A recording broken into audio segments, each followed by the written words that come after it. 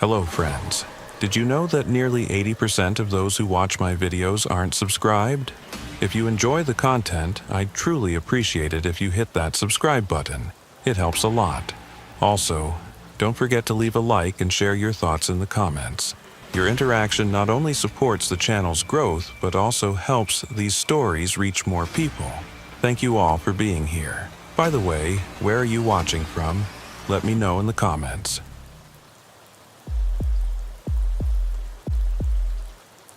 I need to write this down while it's still fresh in my memory, while I can still remember the details clearly.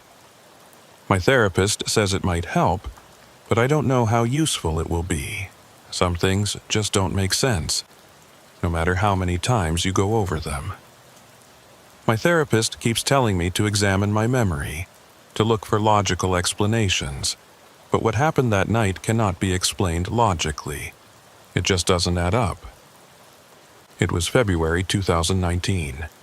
I was 16, my brothers were 14 and 12, and my sister had just turned 19. Our parents had gone to Portland for the weekend, a sort of anniversary trip, and Uncle Ron was staying with us as usual.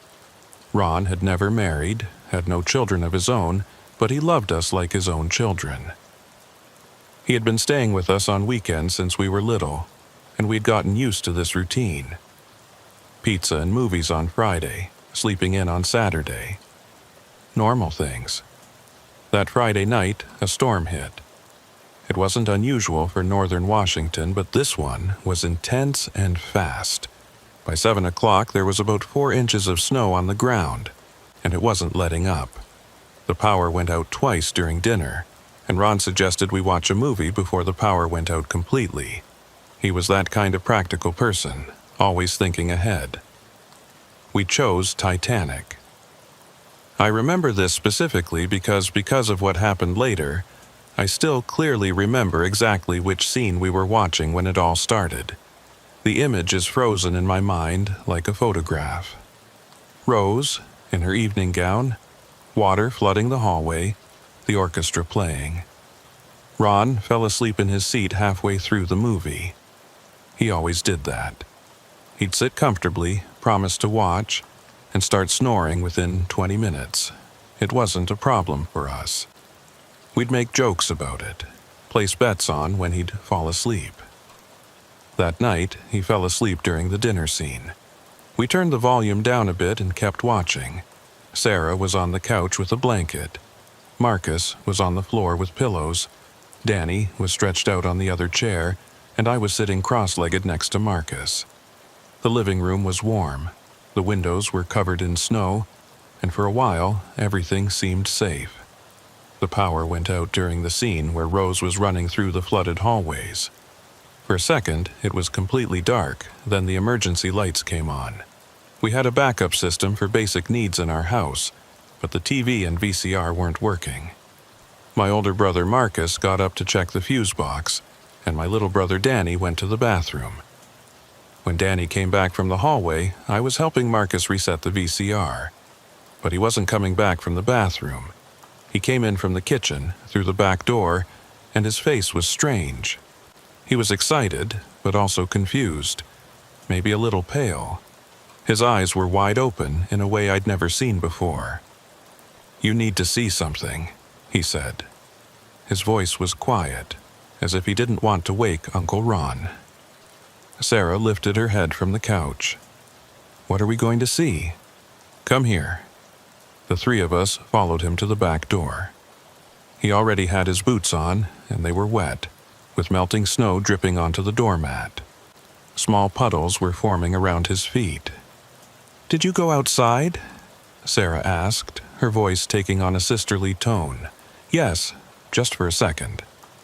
"Look." He pointed outside the window by the door. At first, I didn't quite understand what I was looking at.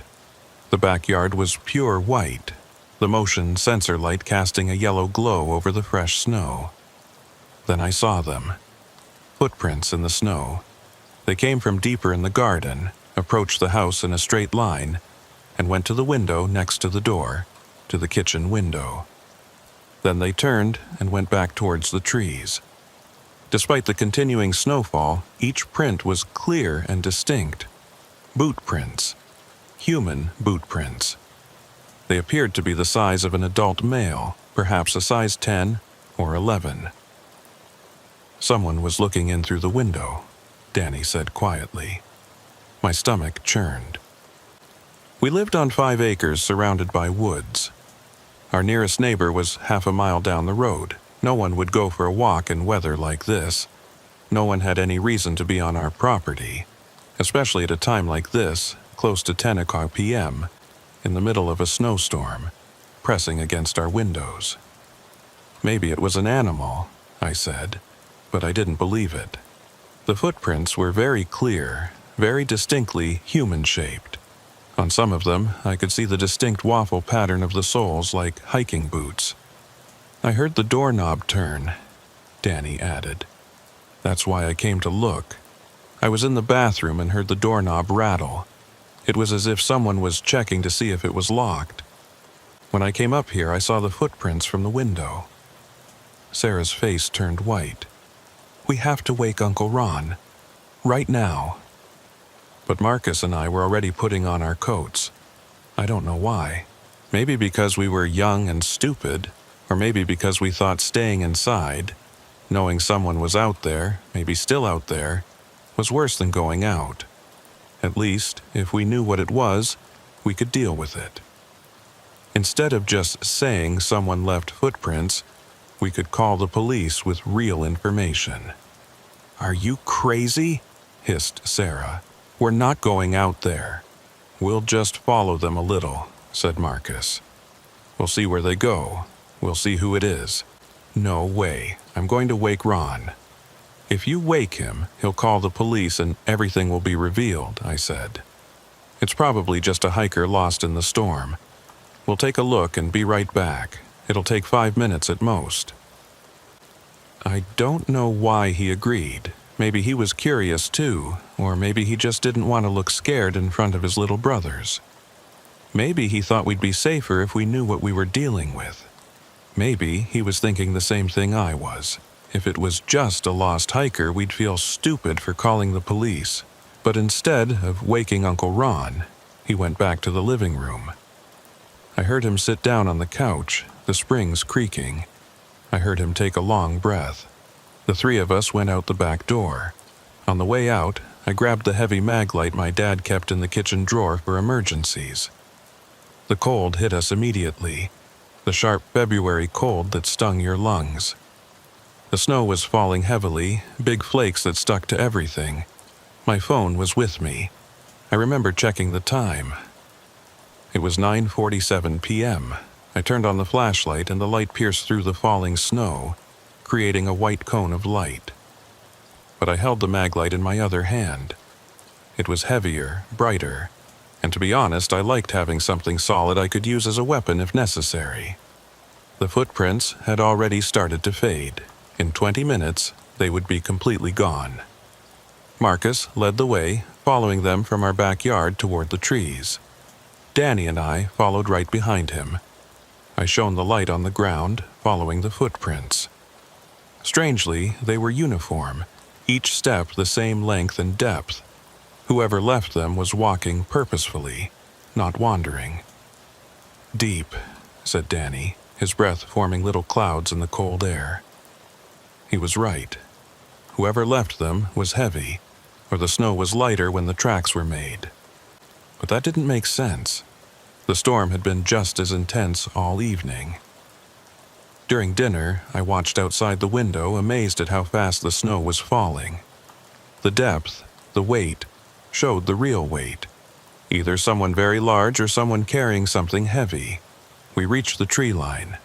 The footprints continued into the forest without hesitation, as if the person who left them knew exactly where they were going. No wandering, no pausing, just straight ahead into the darkness between the trees. I should have stopped there. We all should have stopped. But we didn't. The forest was different in the storm. Somehow quieter, despite the wind. The snow fell softer here, sifting through the branches above. The footprints were deeper, more distinct. We followed them for 10 minutes, maybe longer. I kept thinking we should turn back. I opened my mouth to say it, but I didn't say anything. Marcus was determined, walking with his shoulders squared like he does when he plays football. Danny, on the other hand, seemed almost eager, as if this wasn't something to be afraid of, but an adventure. The trees around us were massive Douglas firs and western hemlocks, their branches heavy with snow. Every now and then, a cluster would fall with a soft thud, and we would all jump. The only sounds were our breathing, the crunch of our boots, and the whisper of falling snow. There were no animal sounds. No owls, no distant coyotes, nothing. Just us and the storm. I began to notice some things that bothered me. The footprints never veered off course. There was no sign of the person slipping or changing direction. It was as if the person who left them could see perfectly in the dark, walking step by step in a straight line. And the spacing was odd, a little too far apart for normal walking, as if the person's strides were longer than they should be. Then Marcus stopped. "There," he whispered. Through the trees, maybe 50 meters ahead, I saw it, a cabin. Small, single-story, hidden between two giant pine trees. I had come to this forest hundreds of times growing up. My siblings and I had built forts here, played hide-and-seek, spent entire summers exploring every corner of our property and the state land beyond. I had never seen a cabin here, never, and I remembered. This was not something you would miss. There was no light inside. No smoke was coming out of the chimney. Footprints, clearly visible in the light of my flashlight, led straight to the front door, then stopped. They didn't circle the cabin or approach from an angle. They went straight to the door. We approached slowly, staying among the trees. My heart was beating so fast I could feel it in my throat. The cabin looked old, the wood weathered gray, and one of the shutters hung crooked. But it didn't look abandoned. The roof was sound, the door was sound. Someone was keeping it up, or had recently. There was no moss on the roof, no vines on the walls. It looked like someone lived here. We crawled toward the nearest window. Even though we tried to be quiet, the snow crunched under our boots. When we reached the side of the cabin, we pressed ourselves against the wall and moved toward the window. The wood I touched with my gloved hand was rough, cold, even through the fabric. I could feel the cold radiating from it. I turned off my phone's flashlight. We didn't want whoever was inside to see us. The darkness intensified for a moment. The window frame was made of old wood, once painted white but now mostly unpainted. And there was no glass, just a screen. This was strange because it was February and very cold. Who has a window with a screen and no glass in winter? Through the window frame, I couldn't see anything inside but darkness. No furniture silhouettes, no shapes, nothing. Just black. Deep black. The kind that absorbs light. Not just the kind where there is no light. I tried to let my eyes adjust, but there was nothing to adjust to. It was like staring into emptiness. Then we heard it. Two separate sounds came from inside the cabin. Heavy, as if something had fallen. Like the sound of feet hitting the ground from a height. Then a sliding sound, as if wood was scraping against wood or something heavy was being dragged across the floor. It lasted maybe 3 seconds, then stopped. We were all frozen in shock. Danny grabbed my arm, his fingers buried in my coat. I could feel him shaking, or maybe it was me. My breath quickened, visible in the cold air. The sound stopped. For maybe 10 seconds there was nothing but the wind in the trees and our breaths, looking like little ghosts in the cold air. I wanted to run. Every instinct in me screamed to run, but I couldn't move.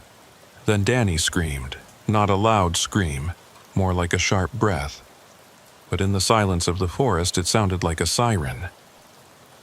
I turned around to see what he was pointing at. Another window on the opposite side of the cabin, a window we hadn't noticed as we approached, and there was something inside, a shape, a head, or something that looked like a head, but I couldn't make out any features, just a dark silhouette against the slightly less dark interior, completely motionless. It was watching us. Its proportions were somehow wrong. The head was too big, or the neck was too thick. I couldn't tell for sure in the dark, but something about it made my hair stand on end. It wasn't moving. It didn't need to. We looked at it. It looked at us. I don't know how long we stood there. Maybe a few seconds. It felt longer. I noticed how loud my breathing was, how exposed we were next to the cabin. The shape didn't move, didn't shift, didn't even seem to breathe. It just watched. Then it disappeared.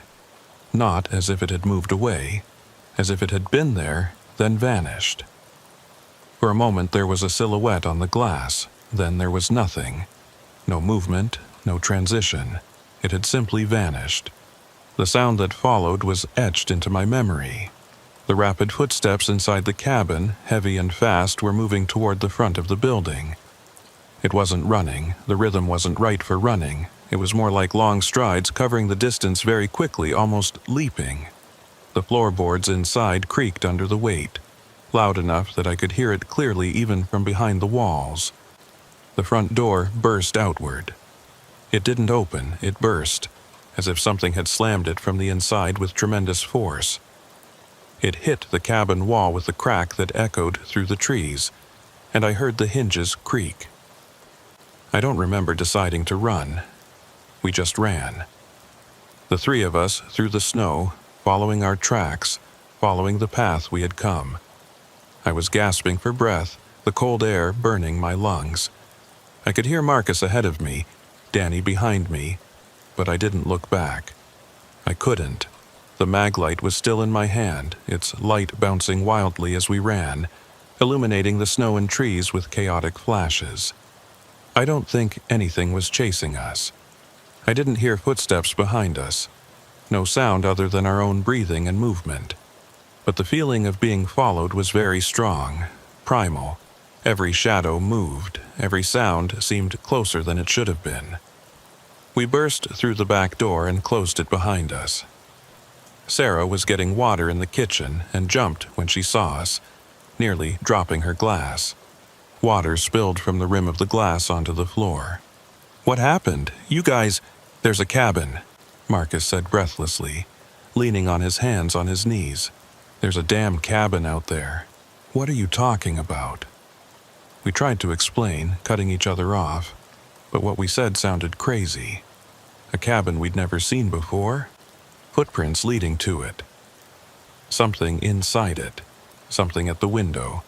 Something that broke through the door and ran out when it noticed us. Sarah asked us to tell her 3 times, and I could see she didn't believe us. She thought we were joking or that our imagination was playing tricks on us because we were scared.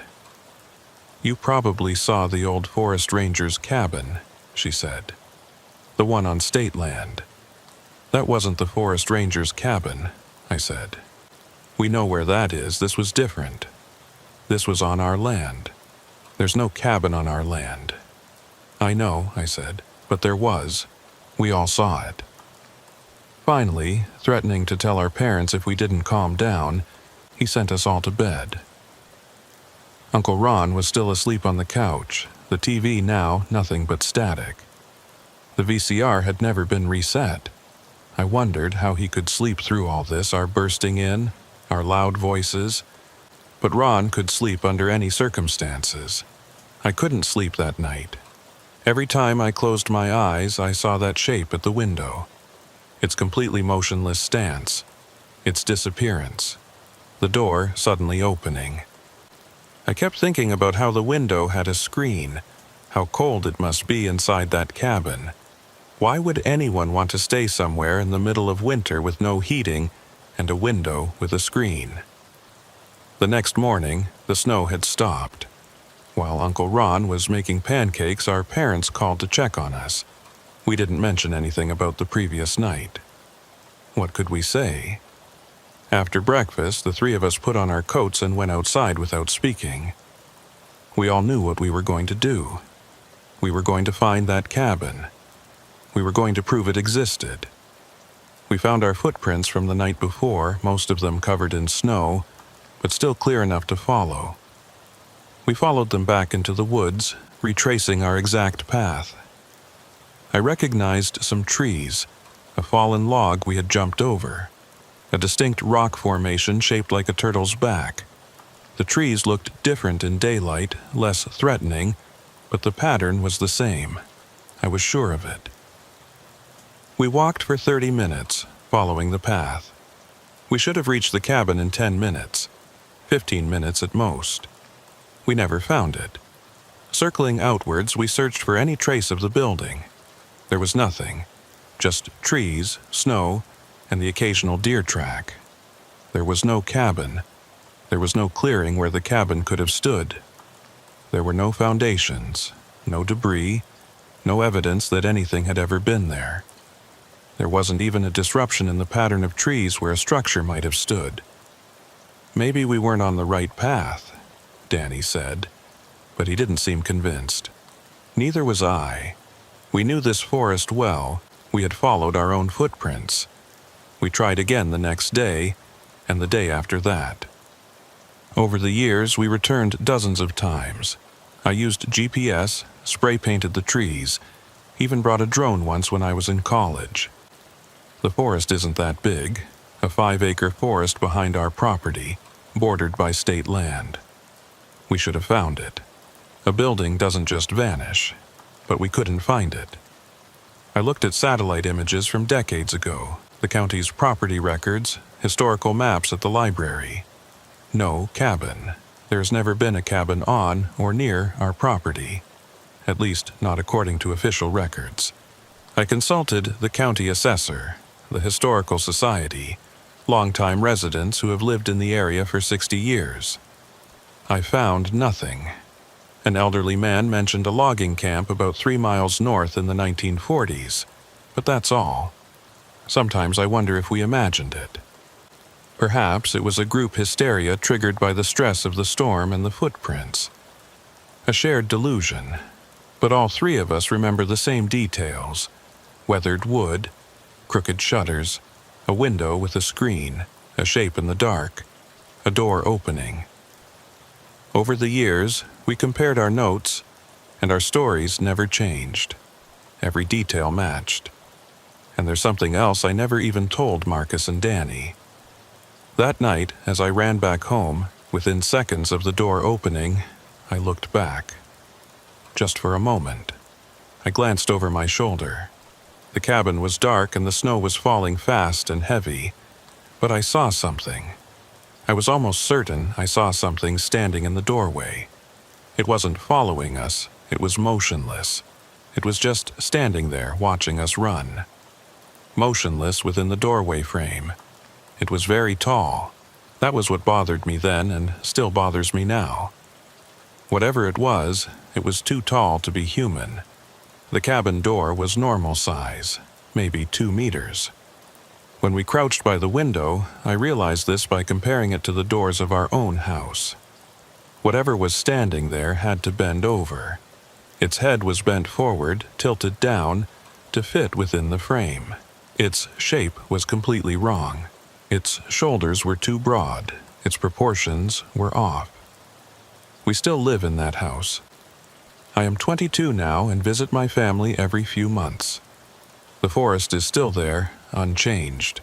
Sometimes, when I lie in my old bedroom late at night, I think about going back there, to follow those invisible footprints once more, to take the proper equipment, cameras, and record everything. But I don't, because part of me is afraid that one day I will find it again, and that something will be waiting for me inside.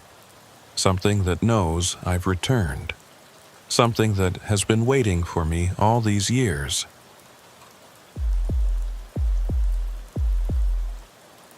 I'm writing this because I need to get it out of my head.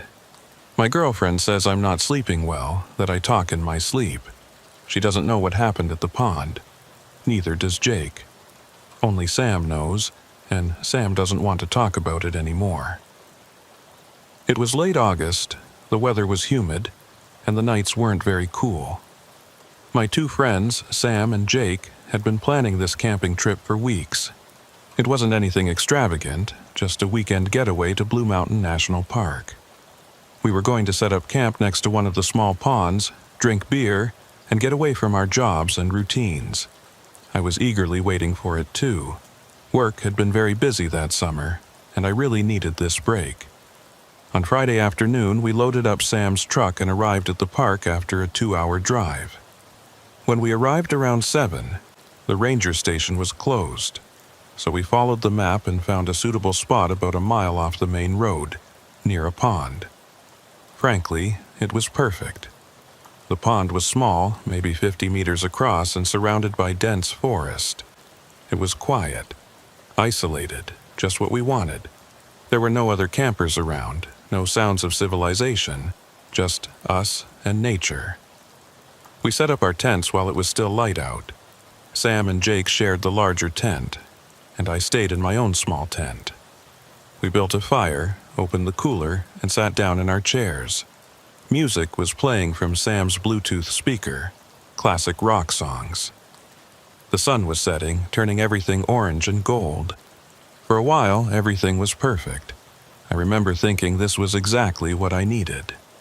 I was drinking my second Budweiser when I first noticed something strange about the lake.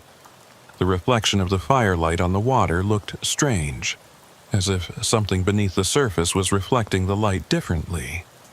It wasn't quite right, but it wasn't clearly wrong either. I didn't say anything. Maybe my eyes were trying to adjust to the darkness. Or maybe I was more tired than I thought. We talked about the usual topics: work, sports, mutual friends who had recently gotten engaged. Jake told a long story about a customer at his auto repair shop who claimed his car was haunted because the radio kept changing channels on its own.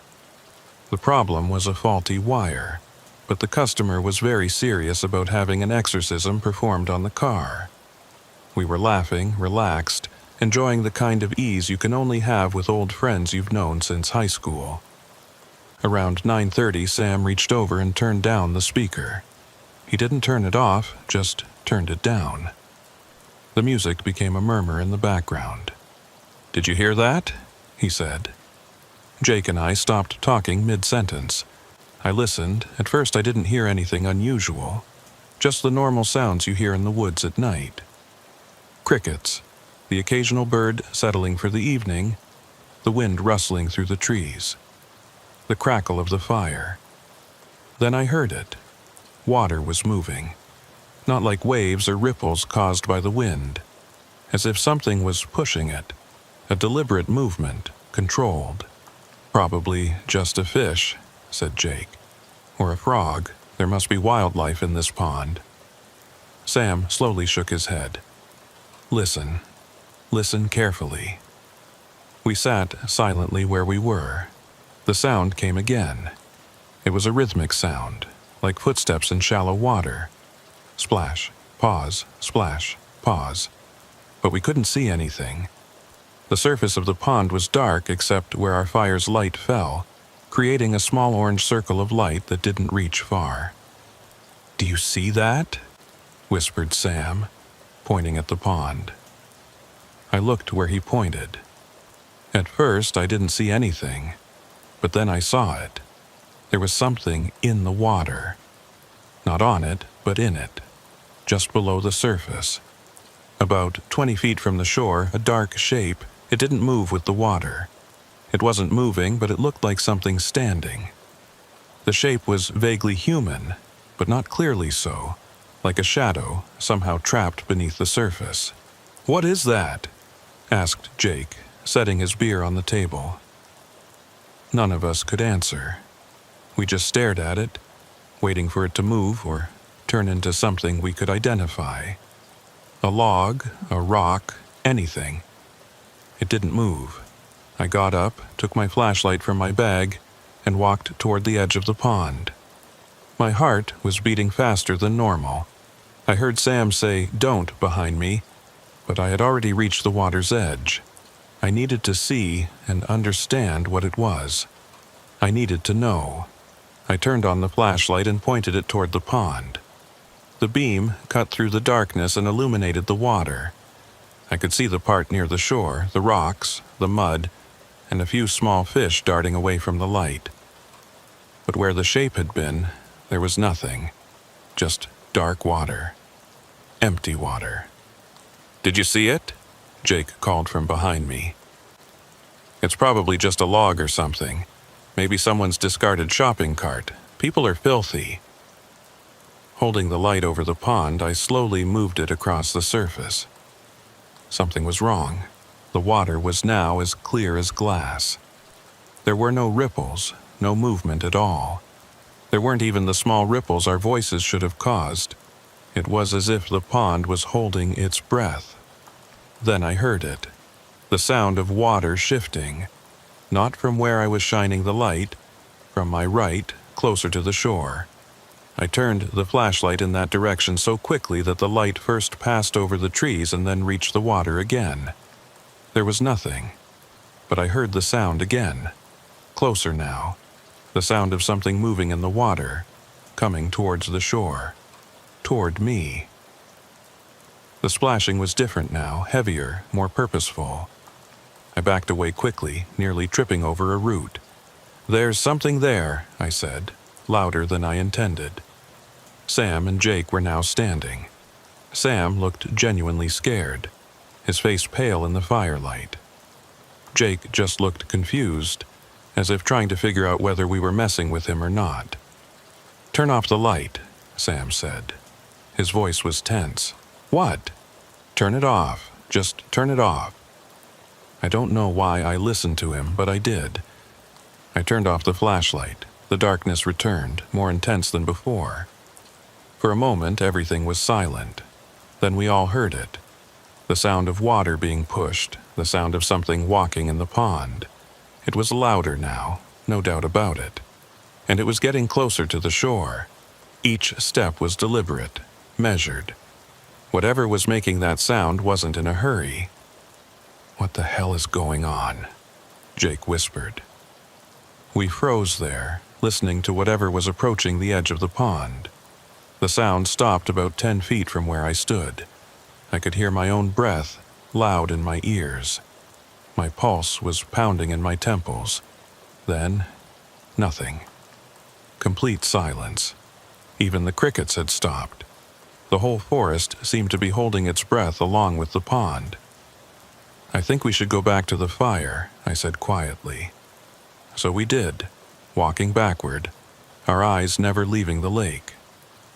When we reached our chairs, none of us sat down. We just stood there watching the dark water. Behind us, the fire crackled, suddenly seeming inadequate against the darkness. "Maybe we should pack it in," Sam said. "Let's go back to the truck, sleep in town." "Where are we going to go?" Jake said. "It's 10 at night. The nearest town is 40 minutes away. Everything's probably closed. I don't care. I didn't like this." We argued for a few minutes, but finally decided it would be best to stay. Jake said we were overreacting, that it was probably just an animal, maybe a deer coming to drink from the pond or cross over. They sometimes did that. We turned off the speaker completely and kept the fire going. We decided to take turns staying awake for safety, just in case. I offered to take the first watch. Sam and Jake went to their tents around 11. I sat in my chair, occasionally feeding the fire with wood we had gathered earlier, trying not to look at the lake. But I couldn't help myself. Every few minutes my eyes would drift to the dark water. I kept the flashlight ready in my lap. Around midnight I heard the sound again. A splash. A pause. A splash. Something was in the water. I grabbed my flashlight but didn't turn it on. I sat there and listened. The sounds continued slowly and steadily, as if whatever was making them was in no hurry, as if all the time in the world belonged to it. Then I noticed something that froze my blood. The sounds were circling the pond, slowly, deliberately circling around it, as if something was circling around in shallow water. I just followed the sound, heard it moving from my right directly in front of me, then to my left. A full circle around the pond. I wanted to wake Sam and Jake. I wanted to run, but I sat there paralyzed, listening to that steady rhythm of the water breaking. Splash, pause, splash, pause. This went on for maybe 10 minutes. Then it stopped. I waited, almost holding my breath. My hands gripped the arms of my camping chair so tightly that my knuckles hurt. Then I heard a sound behind me. Footsteps on dry ground. It wasn't in the water anymore. It was on land. In the woods behind our campsite. Behind the tents. The footsteps were heavy, breaking small branches and crushing dry leaves. Something big. Something that no longer cared about being quiet. I turned in my chair and pointed the flashlight toward the trees. The beam lit up the tree trunks and bushes, but there was nothing else. I waved the flashlight back and forth, my hand shaking so much that the light wouldn't stay steady. The footsteps stopped. I don't know how long I sat there, shining the light into the woods, waiting for something to move. My arm started to ache from holding the flashlight. Finally, I had to turn it off to save the battery. When I did, the darkness felt suffocating, oppressive. I didn't hear anything else for the rest of my watch, but I didn't relax. Sitting stiffly in that chair, staring into the darkness, I jumped at every normal sound. When 2 o'clock came, I woke Jake up and had him take over my watch, then went to my tent. I couldn't sleep. I lay in my sleeping bag listening to every sound outside. The rustle of the tent fabric in the wind. Jake tending the fire. Animal sounds in the distance. And maybe, just maybe, something else moving in the darkness. The next morning, we were all tired and tense. None of us talked about what had happened, but it hung over us like a cloud. We made coffee on the camp stove, ate granola bars, barely spoke.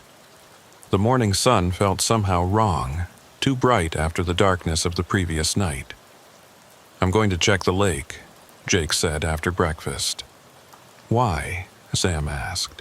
He was drinking his coffee, but he wasn't really drinking it. He was just holding the cup. "Because I want to see what we heard. There might be tracks or something. Probably a deer, like I said." I didn't want to go, but I followed him anyway. Sam stayed at the camp saying he would start packing up our things. We walked to the edge of the pond. In the daylight, everything looked completely normal. Clear water, rocky ground near the shore, trees reflecting on the surface. Peaceful. Even beautiful. Morning mist rose from the water in thin wisps. Jake walked along the edge, looking at the ground. I stayed a few steps behind, watching both him and the water. "There's nothing here," he called out. "No tracks, no disturbed mud, nothing." I agreed. He was right.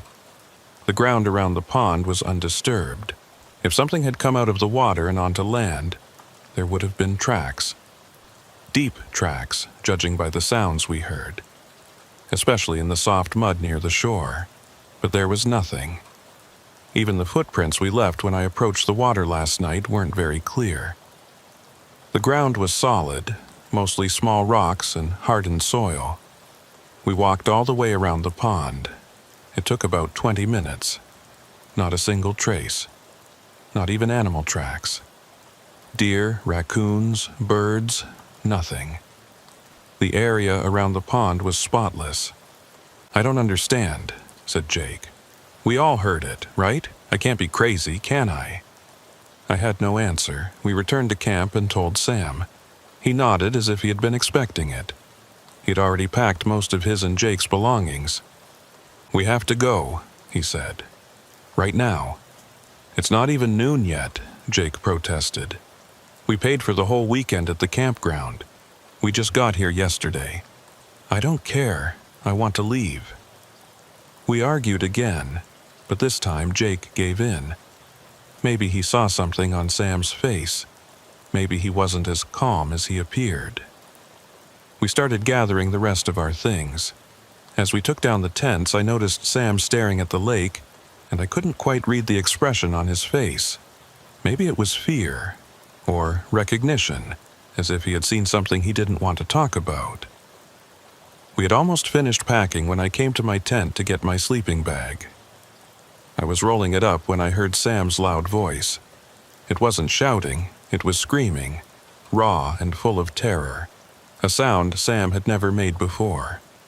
He was always the calm, rational one. I ran out of the tent. Jake had already reached the edge of the pond where Sam was standing. Sam was pointing at the water, his hand visibly shaking. "There's someone there," he said. "Someone standing there." I looked at the pond. At first, I saw nothing. The water was calm, reflecting the sky and the trees. Then I saw it.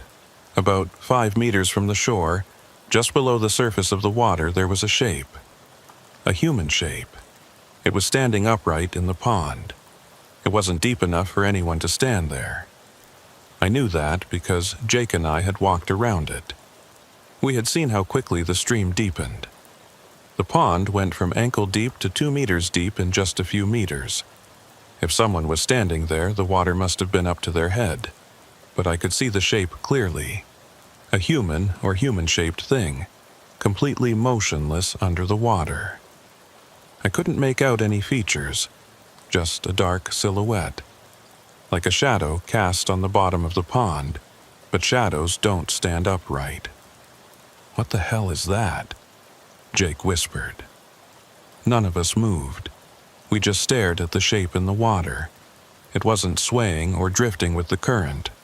It was completely still, impossibly still. Then it moved. Not toward us. It turned slowly, as if spinning in place. The movement was soft and deliberate. Even though I couldn't see its face, couldn't see any features, I knew it was looking at us. I felt it looking at us. "We have to go," Sam said. His voice was a little louder than a whisper. "Right now. We have to go right now." We didn't argue. We didn't finish packing up.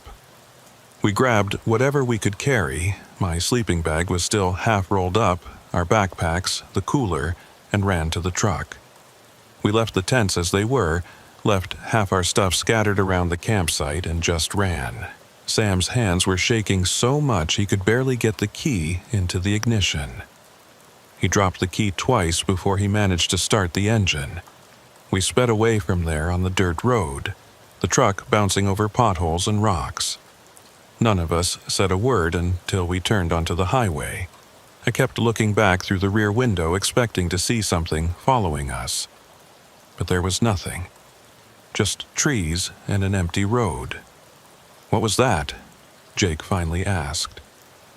We were 15 miles from the park, now passing through farmland. Sam just shook his head. He didn't want to talk. His jaw was clenched tight, and his hands gripped the steering wheel so hard his knuckles were white. We returned to the city around 3 in the afternoon. We went to a restaurant, sat down at a table, and tried to make sense of what had happened. The normality of the restaurant, the smell of coffee, the sound of other people talking, the waiter asking what we wanted, felt surreal after what we had seen. Jake was trying to explain it to us logically. Maybe it was an optical illusion, the way the light hit the water. Something floating underwater that looked like a person. A mannequin someone had thrown in. A Halloween decoration left over from last year. He offered a dozen explanations, each more desperate than the last. But Sam and I knew the truth. We had seen it. We had seen it move. We had seen it turn and look at us. That was 3 weeks ago. I didn't go back to Blue Mountain. Neither did Sam. Jake went back the following weekend with other friends, saying he wanted to prove to himself that it was nothing, that we were all fooling ourselves. He said they camped somewhere else. Had a great time. No strange noises, no strange shapes in the water. Everything was normal. He showed me the photos on his phone. Smiling faces, a nice campfire, a different pond that looked nothing like ours. But Jake didn't go back to the pond where we camped. He told me he tried to find it on the map but couldn't remember exactly where it was. He said all the ponds looked the same. We were focused on getting there, not memorizing the route. I don't think he's telling the truth. I think he remembered exactly where it was and chose not to go near it. I think he deliberately passed the turning point and went on. Sam never talks to me about it. When I bring it up, he changes the subject or makes up an excuse to leave. Last week I met him for coffee and asked him directly what we had seen. He looked at me for a long time, then said, "We shouldn't have been there. I don't think that place was right for us." I asked him what he meant. He didn't explain. He just said that some places are wrong, and we had stumbled upon one. Then he turned the conversation to work and wouldn't let me bring it up again. Last night, my girlfriend found me looking at satellite images of Blue Mountain. I was trying to find the pond where we camped. There are dozens of small ponds scattered throughout the forest in that area. From above, they all look the same. Small, dark circles surrounded by trees. She asked me why I was so obsessed. I said I wasn't obsessed. I just said I needed to know where it was. She asked why.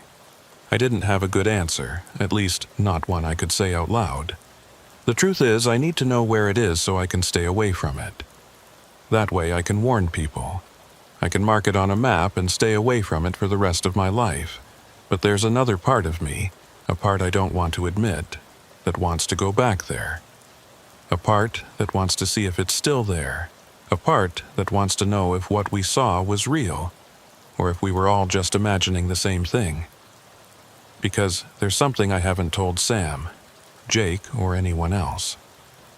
When that shape in the water turned to look at us, for a second before it fled, I saw its face. Or where its face should have been. It was empty, smooth, as if someone had erased its features. No eyes, no nose, no mouth. Just smooth skin or whatever it was made of, like an unfinished sculpture. But it was looking at me. I know it was looking at me. Even without eyes, I could feel its gaze. It wasn't focused on Sam or Jake, but specifically on me. On me, and I think it's still there, waiting in the pond. Waiting for someone to come back. Last night I had a dream about it. I had returned to the campsite, this time alone. It was dark and the fire had gone out. I walked to the edge of the pond and that shape was there again, under the water. But this time it was closer to shore, only a few feet away. And this time I could see its hand reaching toward the surface. I woke up in a sweat. My girlfriend said she shook me because I was making noises in my sleep. Not words, just sounds. I didn't tell her about the dream, but since that day I've been checking satellite images every night, zooming in on different ponds trying to find that one. I tell myself it's to prevent it from happening again, but I think I'm lying to myself. I think a part of me wants to go back, and that's what scares me the most.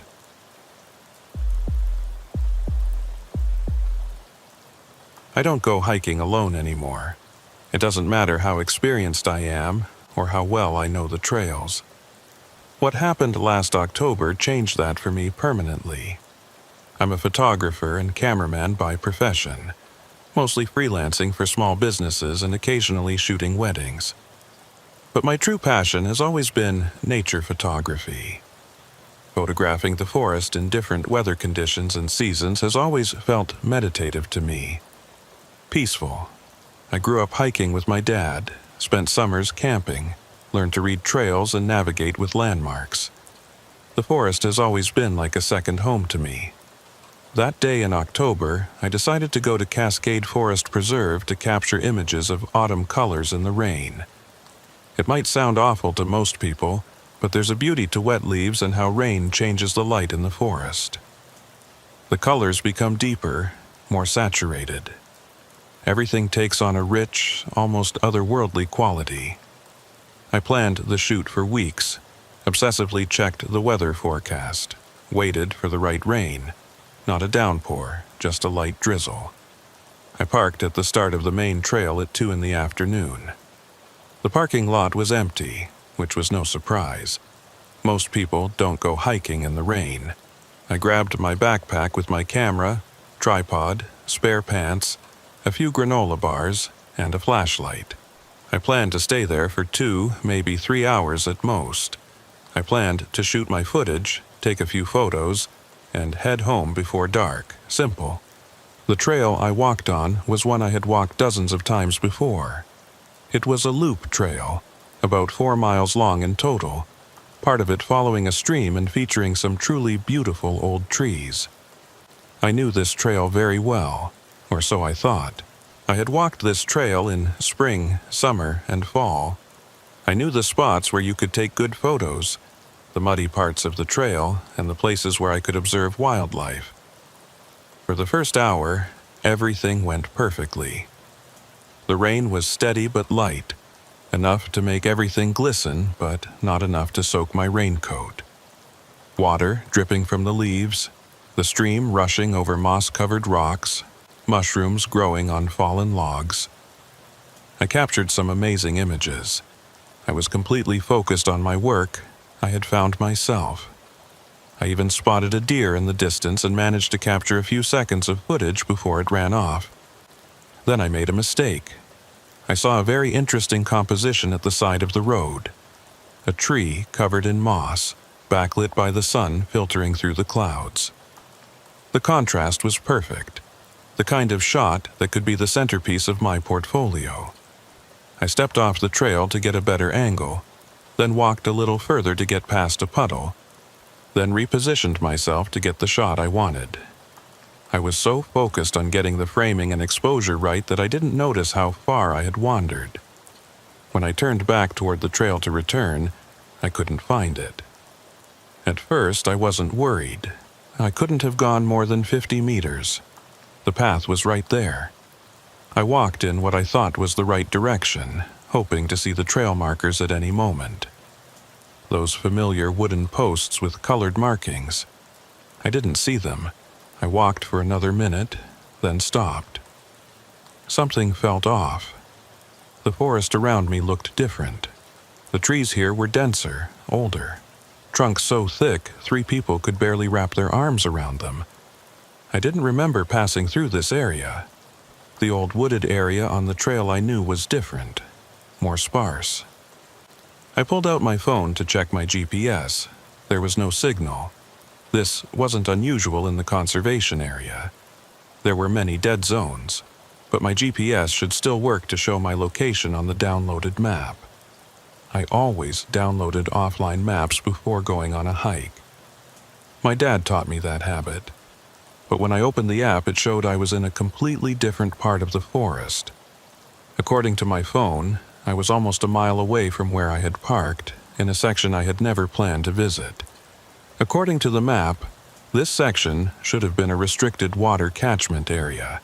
This didn't make sense. I had been off the road for maybe 5 minutes, 10 minutes at most. It was impossible that I had covered a mile. I decided to retrace my steps through the wet ground, following my own footprints. But after a few meters, my footprints seemed to disappear. The ground became rockier and harder, and I couldn't see the trail I had walked on. It was as if the forest had swallowed my footprints. I checked my watch. It was 3:45 p.m. I had maybe 2 hours of good light left, even less in the dense forest. The rain was making everything darker than it should have been. At that moment, I began to feel real panic for the first time. I pushed myself. I had been hiking for years. I knew what to do when you lose your way. Pick a direction and stick to it. Find a stream and follow it. Eventually, you'll reach civilization. Stay calm. Don't make decisions in a panic. Thinking I would eventually reach the stream I had photographed earlier, I decided to head downhill. The rain was getting heavier and the temperature was dropping. I could now see my breath. I pulled up my hood and started walking, trying to walk at a steady pace, trying not to think about how quickly it was getting dark. About 20 minutes later, I realized I was going up, not down. I don't know how it happened. The slope was so slight that I hadn't noticed it reversing. I stopped and tried to find my bearings, looking for any familiar landmarks. That's when I first heard footsteps. Behind me. Not close, but not far either. The distinct sound of boots on wet ground, branches snapping under heavy weight, heavy footsteps, deliberate and steady. I turned around. "Hello?" I called out. My voice sounded strange in the dense forest, amplified by the rain and the trees. The footsteps stopped. I waited, listened. There was nothing but the rain falling on the leaves and my own breath, which was faster than normal. "Hello?" I called out again. "I'm a little lost. Could you help me find my way?" Silence. The forest seemed to hold its breath. Then the footsteps started again. Same rhythm, same speed. Not getting closer, but not getting farther away either. There, behind me, somewhere among the trees. Even though I wasn't moving, it was moving at the same speed as me. I felt a chill that had nothing to do with the rain. I started walking again, this time faster, trying to put distance between myself and the person behind me. The footsteps continued behind me, at exactly the same pace as my steps. When I sped up, they sped up. When I slowed down to catch my breath, they slowed down. It was as if they were mimicking me, staying at exactly the same distance. I stopped completely and turned around, scanning the trees. I couldn't see anyone. The forest was there, and due to the rain and the bushes, visibility was only about 10 or 12 meters. But someone was there. I could hear them. Someone was definitely there. "Who's there?" I shouted, trying to keep my voice steady, but failing. "This isn't funny." The footsteps stopped again. I stood there for maybe 30 seconds, my heart beating so fast I could feel it in my throat. Rain dripped from my hood. A bird chirped in the distance, its voice lonely and strange. Then I turned and started walking again, this time in a different direction, perpendicular to where I'd been going. Maybe I could lose them, or at least figure out what they wanted. The footsteps followed me. They were still behind me, still matching my steps perfectly. I took out my phone and tried to call 911, but there was no signal. The bars were completely empty. I tried to send a message to my girlfriend, hoping it would get through when I got close to a cell tower. The message couldn't be sent immediately. I tried again. It failed again. I kept walking, now moving faster without caring about the direction. I just wanted to get away from the person following me. The footsteps were with me, always the same distance behind me, never getting closer but never getting farther away either. It was as if they were tied to me by an invisible string, always maintaining the same distance. Then I noticed something that made my stomach churn. The footsteps sounded very heavy. They weren't typical of a human being. Each step seemed to hit the ground harder than it should. The rhythm was also irregular. The distance between steps was very long, as if the thing taking them had longer strides than normal. Each step seemed to cover more distance than natural. I started running, my backpack hitting my back. The camera equipment inside made a soft sound with every step. The footsteps behind me kept the same distance. I could hear them clearly enough to drown out the sound of my own movements, heavy and deliberate, crunching through the bushes with mechanical precision. I ran faster, my breath coming in gasps. A branch hit my face, but I barely felt it. I just needed to get away, find someone, find a trail, find something familiar. My boots stepped into puddles I hadn't seen, soaking my feet. I ran for about 5 minutes until I had to slow down. My lungs were burning, my legs ached. I wasn't in bad shape, but I wasn't a runner. I stopped, bent over with my hands on my knees, trying to catch my breath. The footsteps stopped too. I slowly straightened up and listened. There was nothing, just my own irregular breathing in the rain. Then I heard it, closer than before, much closer. About 6 meters behind me, the sound of a branch snapping. I turned, but I couldn't see anything because of the trees and the rain. My hand went to the flashlight in my pocket, but I didn't take it out. Something told me that drawing attention to myself would be a bad idea. I started walking again, trying to move quietly despite my exhaustion. The footsteps behind me started again, but something had changed. The sounds were closer. Not by much, maybe 10 feet closer, but definitely closer. When I stopped, they stopped. When I moved, they moved.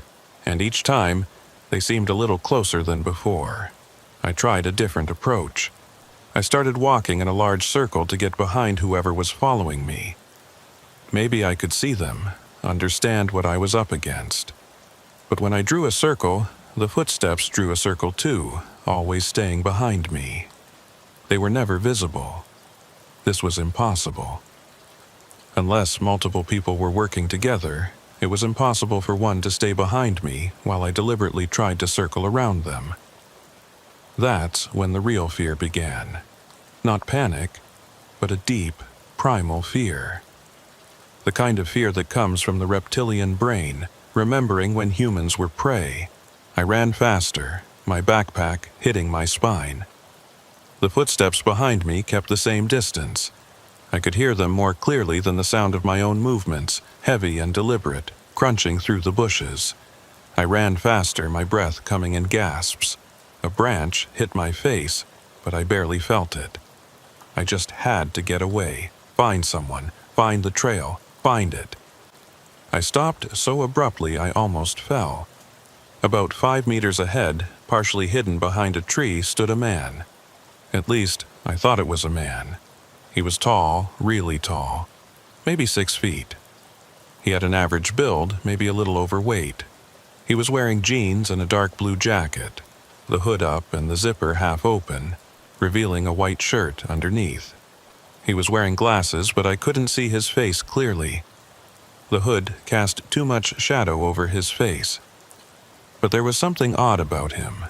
Maybe it was his posture. He was very still, as if he wasn't breathing, like a statue placed in the forest.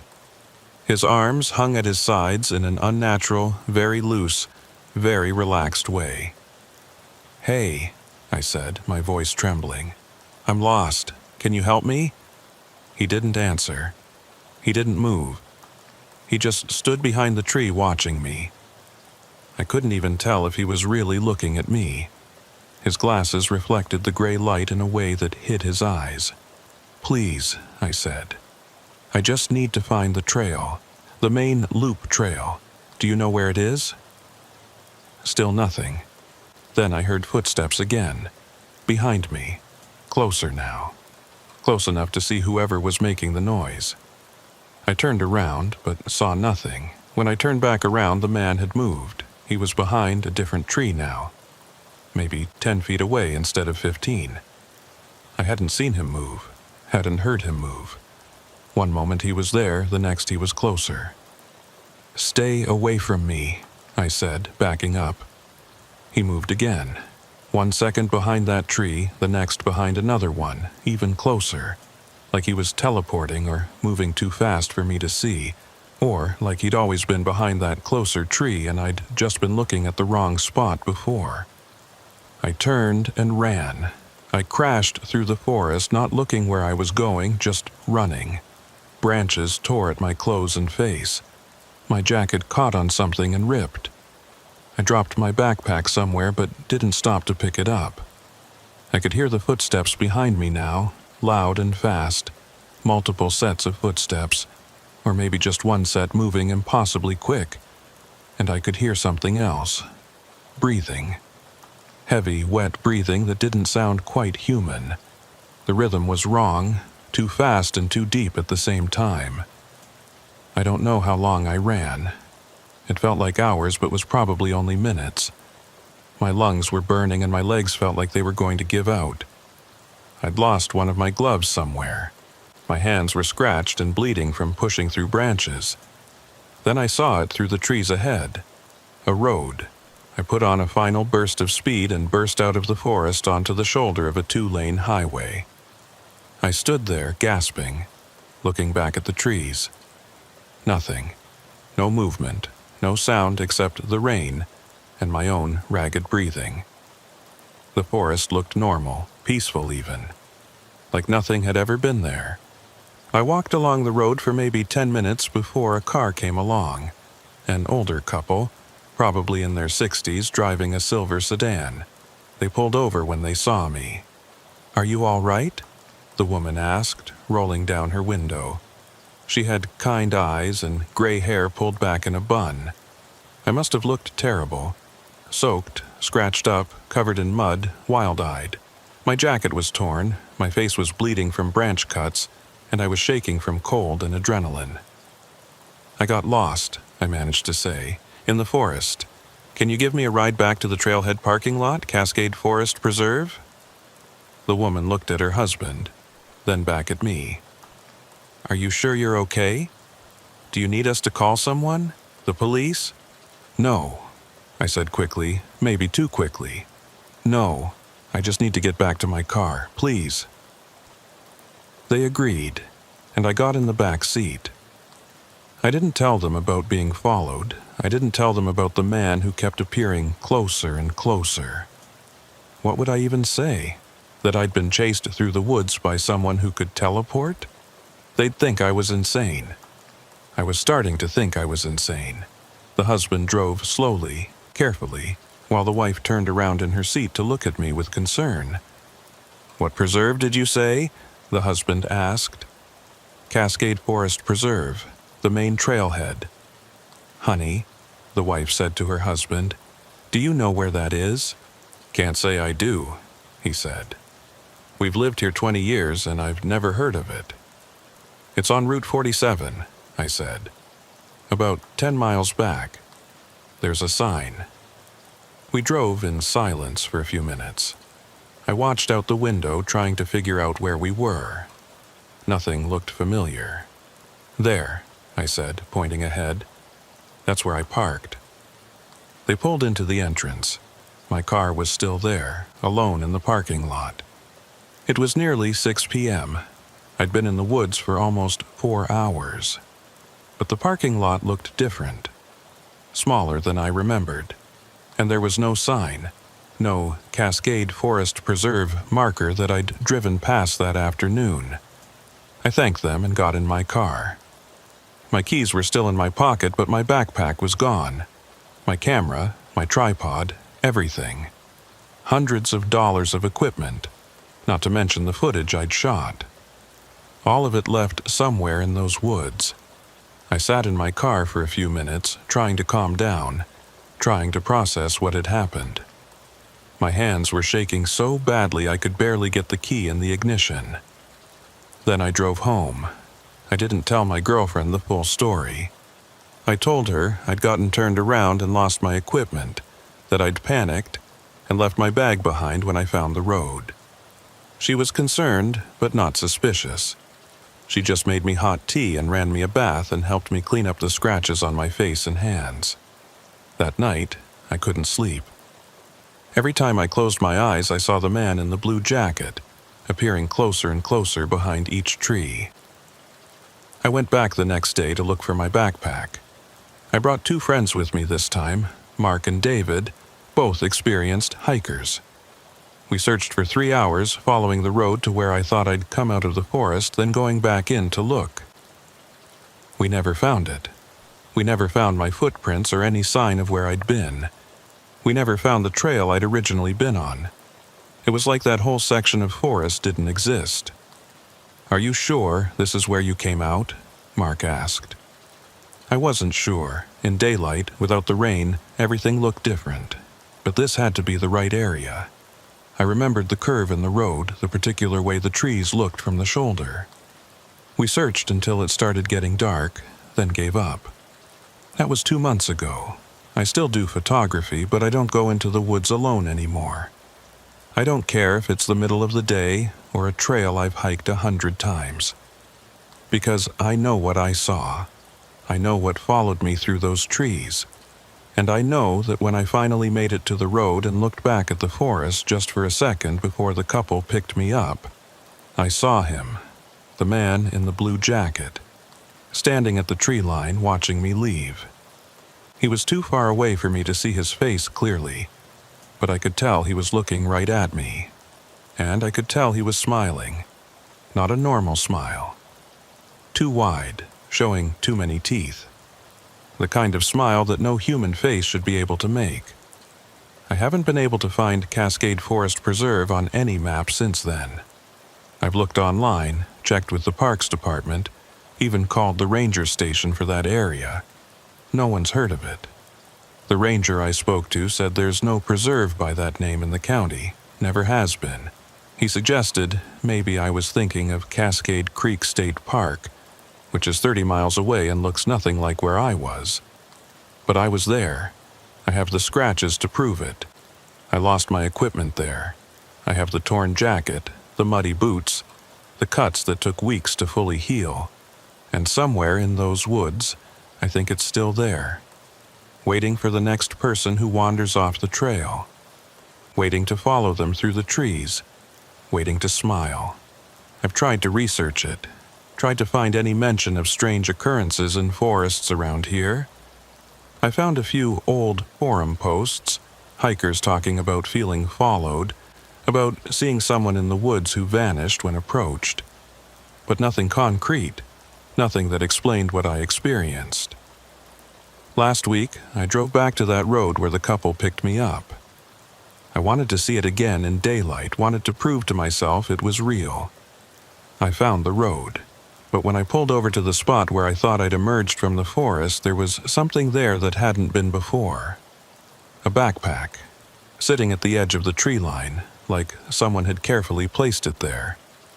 It wasn't mine, different brand, different color, but it was a photographer's backpack. I could tell from the padding and the way it was shaped to hold camera equipment. I didn't touch it. I got back in my car and drove away. And I'm never going back. But sometimes, late at night, I wonder about the person who owned that backpack. I wonder if they're still out there somewhere, lost in woods that don't appear on any map. I wonder if they're still running. And I wonder if, someday, someone will find my backpack sitting at the edge of those trees.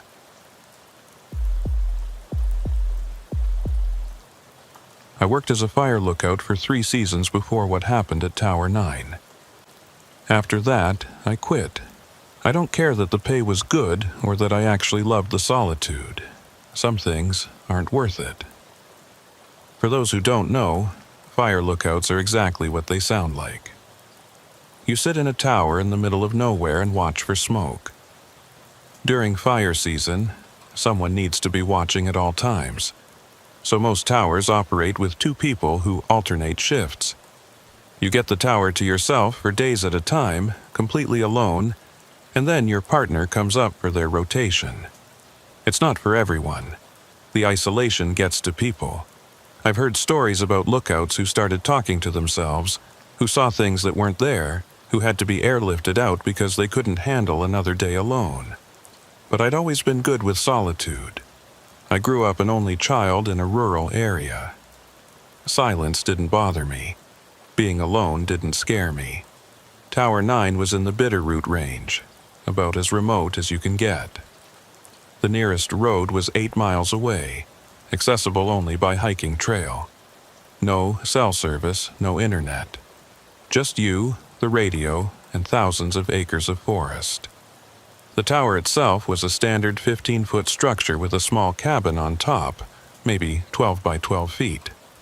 Living quarters, observation deck, and equipment room all in one. Efficient, compact, isolated. I'd requested Tower 9 specifically for my 3rd season. I'd heard it was one of the most isolated postings, and I wanted that. After 2 seasons dealing with weekend hikers and the occasional lost tourist wandering near my previous towers, I wanted true isolation. I wanted to be so far from civilization that I'd go weeks without seeing another person. I got my wish. My partner was supposed to be a guy named Miller. We'd never met, but we'd talked over the radio during training. He seemed all right, quiet, professional, older than me, maybe mid-40s. He'd been doing this for 7 or 8 seasons, knew the job inside and out. He was taking the first rotation, 2 weeks on. Then I'd come up for my 2 weeks.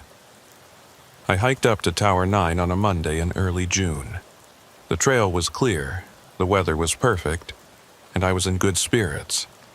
This was going to be a great season, I could feel it. The forest was beautiful, the air was clean, and I had my camera with me to document the experience.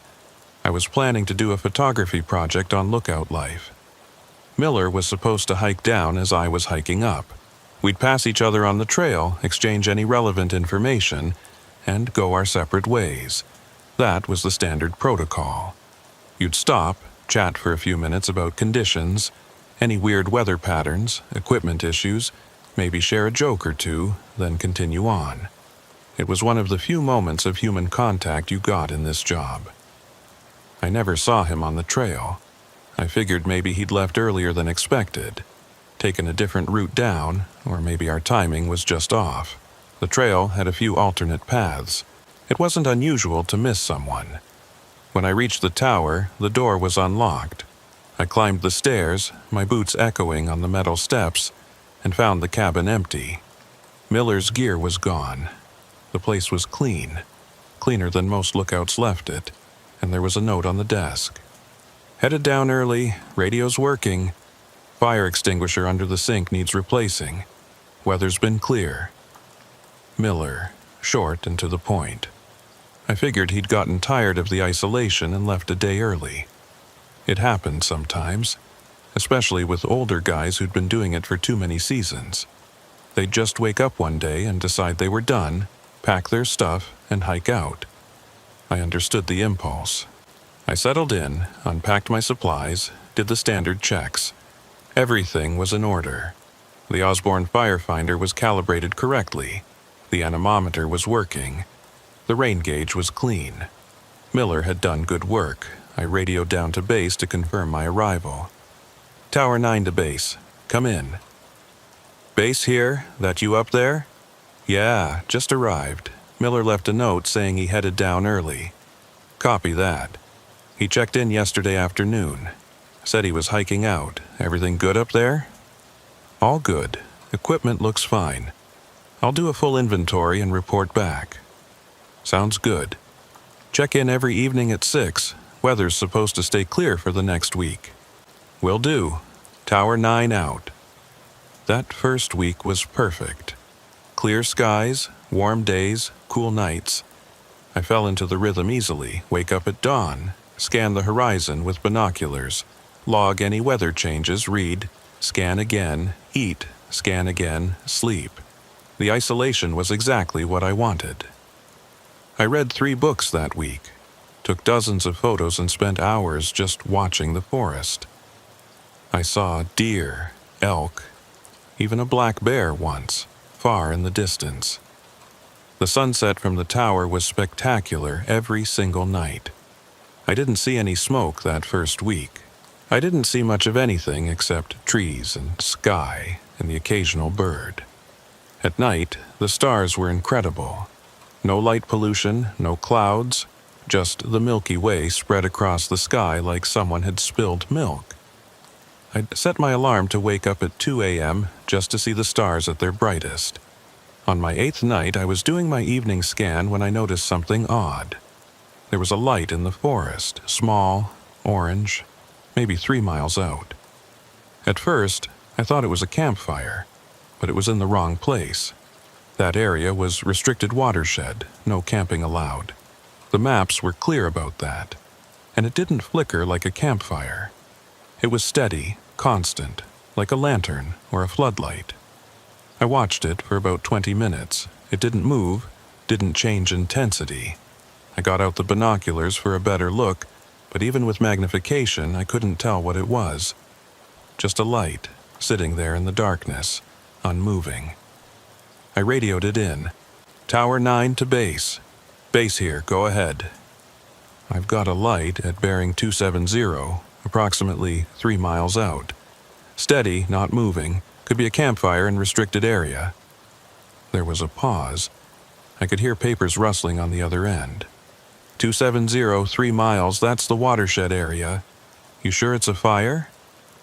Not sure what it is. It's not flickering like a campfire should. Just a steady orange light. Another pause. Keep an eye on it. If it spreads, or you see smoke tomorrow, let us know. Could be someone camping illegally. We'll send a ranger to check it out if it's still there in the morning. Copy that. I watched the light for another hour.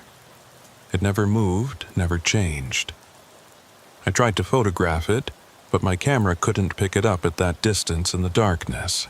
Around 11, I went to bed, but I kept waking up to check. Each time, the light was still there, steady and unchanging. When I did my dawn scan, the light was gone. No trace of it. No smoke, no disturbed area that I could see through the binoculars. Just forest. I radioed base and told them. They said they'd still send someone to check the area, but it would be a few days before they could get a ranger out there. The nearest ranger station was 40 miles away, and they were understaffed as usual. The next night, the light was back. Same location, same steady orange glow. Same bearing, same distance. Like someone had placed a marker there. I watched it again, making detailed notes this time. Time it appeared, 8:47 p.m. Exact bearing, 272 degrees. Distance, estimated 2.8 miles based on known landmarks. Description, steady orange light, non-flickering. Approximately the brightness of a car headlight. And again, it disappeared by morning. This continued for 3 more nights. Light appears after dark, gone by dawn. I radioed base each time. They were getting annoyed with me, I could tell. On the 4th night, they said the ranger had checked the area and found nothing. No campfire remains, no signs of human activity, no tire tracks, no footprints, nothing. They suggested it might be some kind of reflection, maybe from a vehicle on a distant road catching the light at a certain angle, but there were no roads in that direction. Just forest. Miles and miles of unbroken forest. I'd studied the maps extensively before coming up. I knew the area. On the 12th night, something changed. The light appeared as usual, but this time, there were 2 of them. Same bearing, same distance, but now there were 2 orange lights side by side, maybe 50 feet apart. I radioed it in. Base was definitely getting annoyed with me now. The dispatcher, a guy named Hayes who I'd worked with before, sighed audibly when I reported it. Tower 9, we've checked that area. There's nothing there. I know what I'm seeing, Hayes. There are 2 lights now. Look, man, you've been up there alone for almost 2 weeks. It happens to everyone. The mind plays tricks when you're isolated for that long. Why don't you take a day, relax, stop staring at that spot? I'm not imagining this. I'm not saying you are. I'm saying maybe you're seeing something normal and your brain is making it into something weird. Happens all the time. We had a guy last year who swore he saw lights spelling out messages. Turned out to be fireflies. These aren't fireflies. Just make a note of it. If anything changes, let us know. But try not to fixate on it, okay?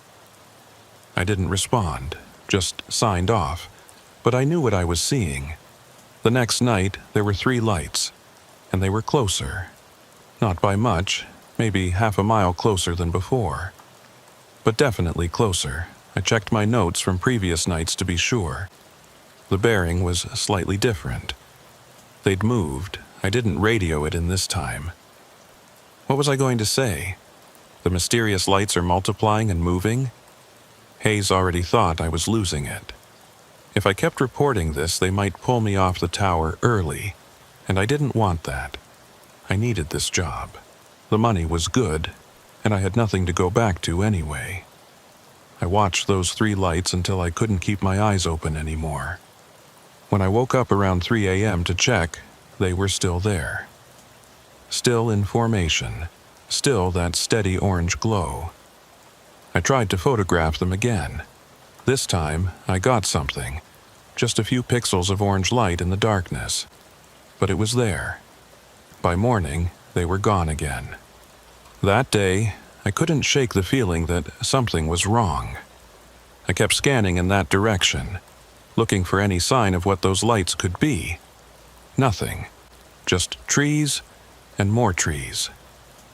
I tried to distract myself with other tasks. I cleaned the cabin, organized my supplies, read, took photos of birds. Nothing worked. My eyes kept drifting back to that direction. That night, there were 5 lights, and they were definitely closer, maybe 2 miles out now. I watched them through the binoculars for over an hour. They never moved, never flickered. Just sat there in the darkness, arranged in a rough line. I sketched their positions in my notebook, trying to find a pattern. There wasn't one that I could see. Around midnight, I saw something that made my blood run cold. One of the lights moved. Not much, just a slight shift to the left, maybe 10 feet. Then it stopped.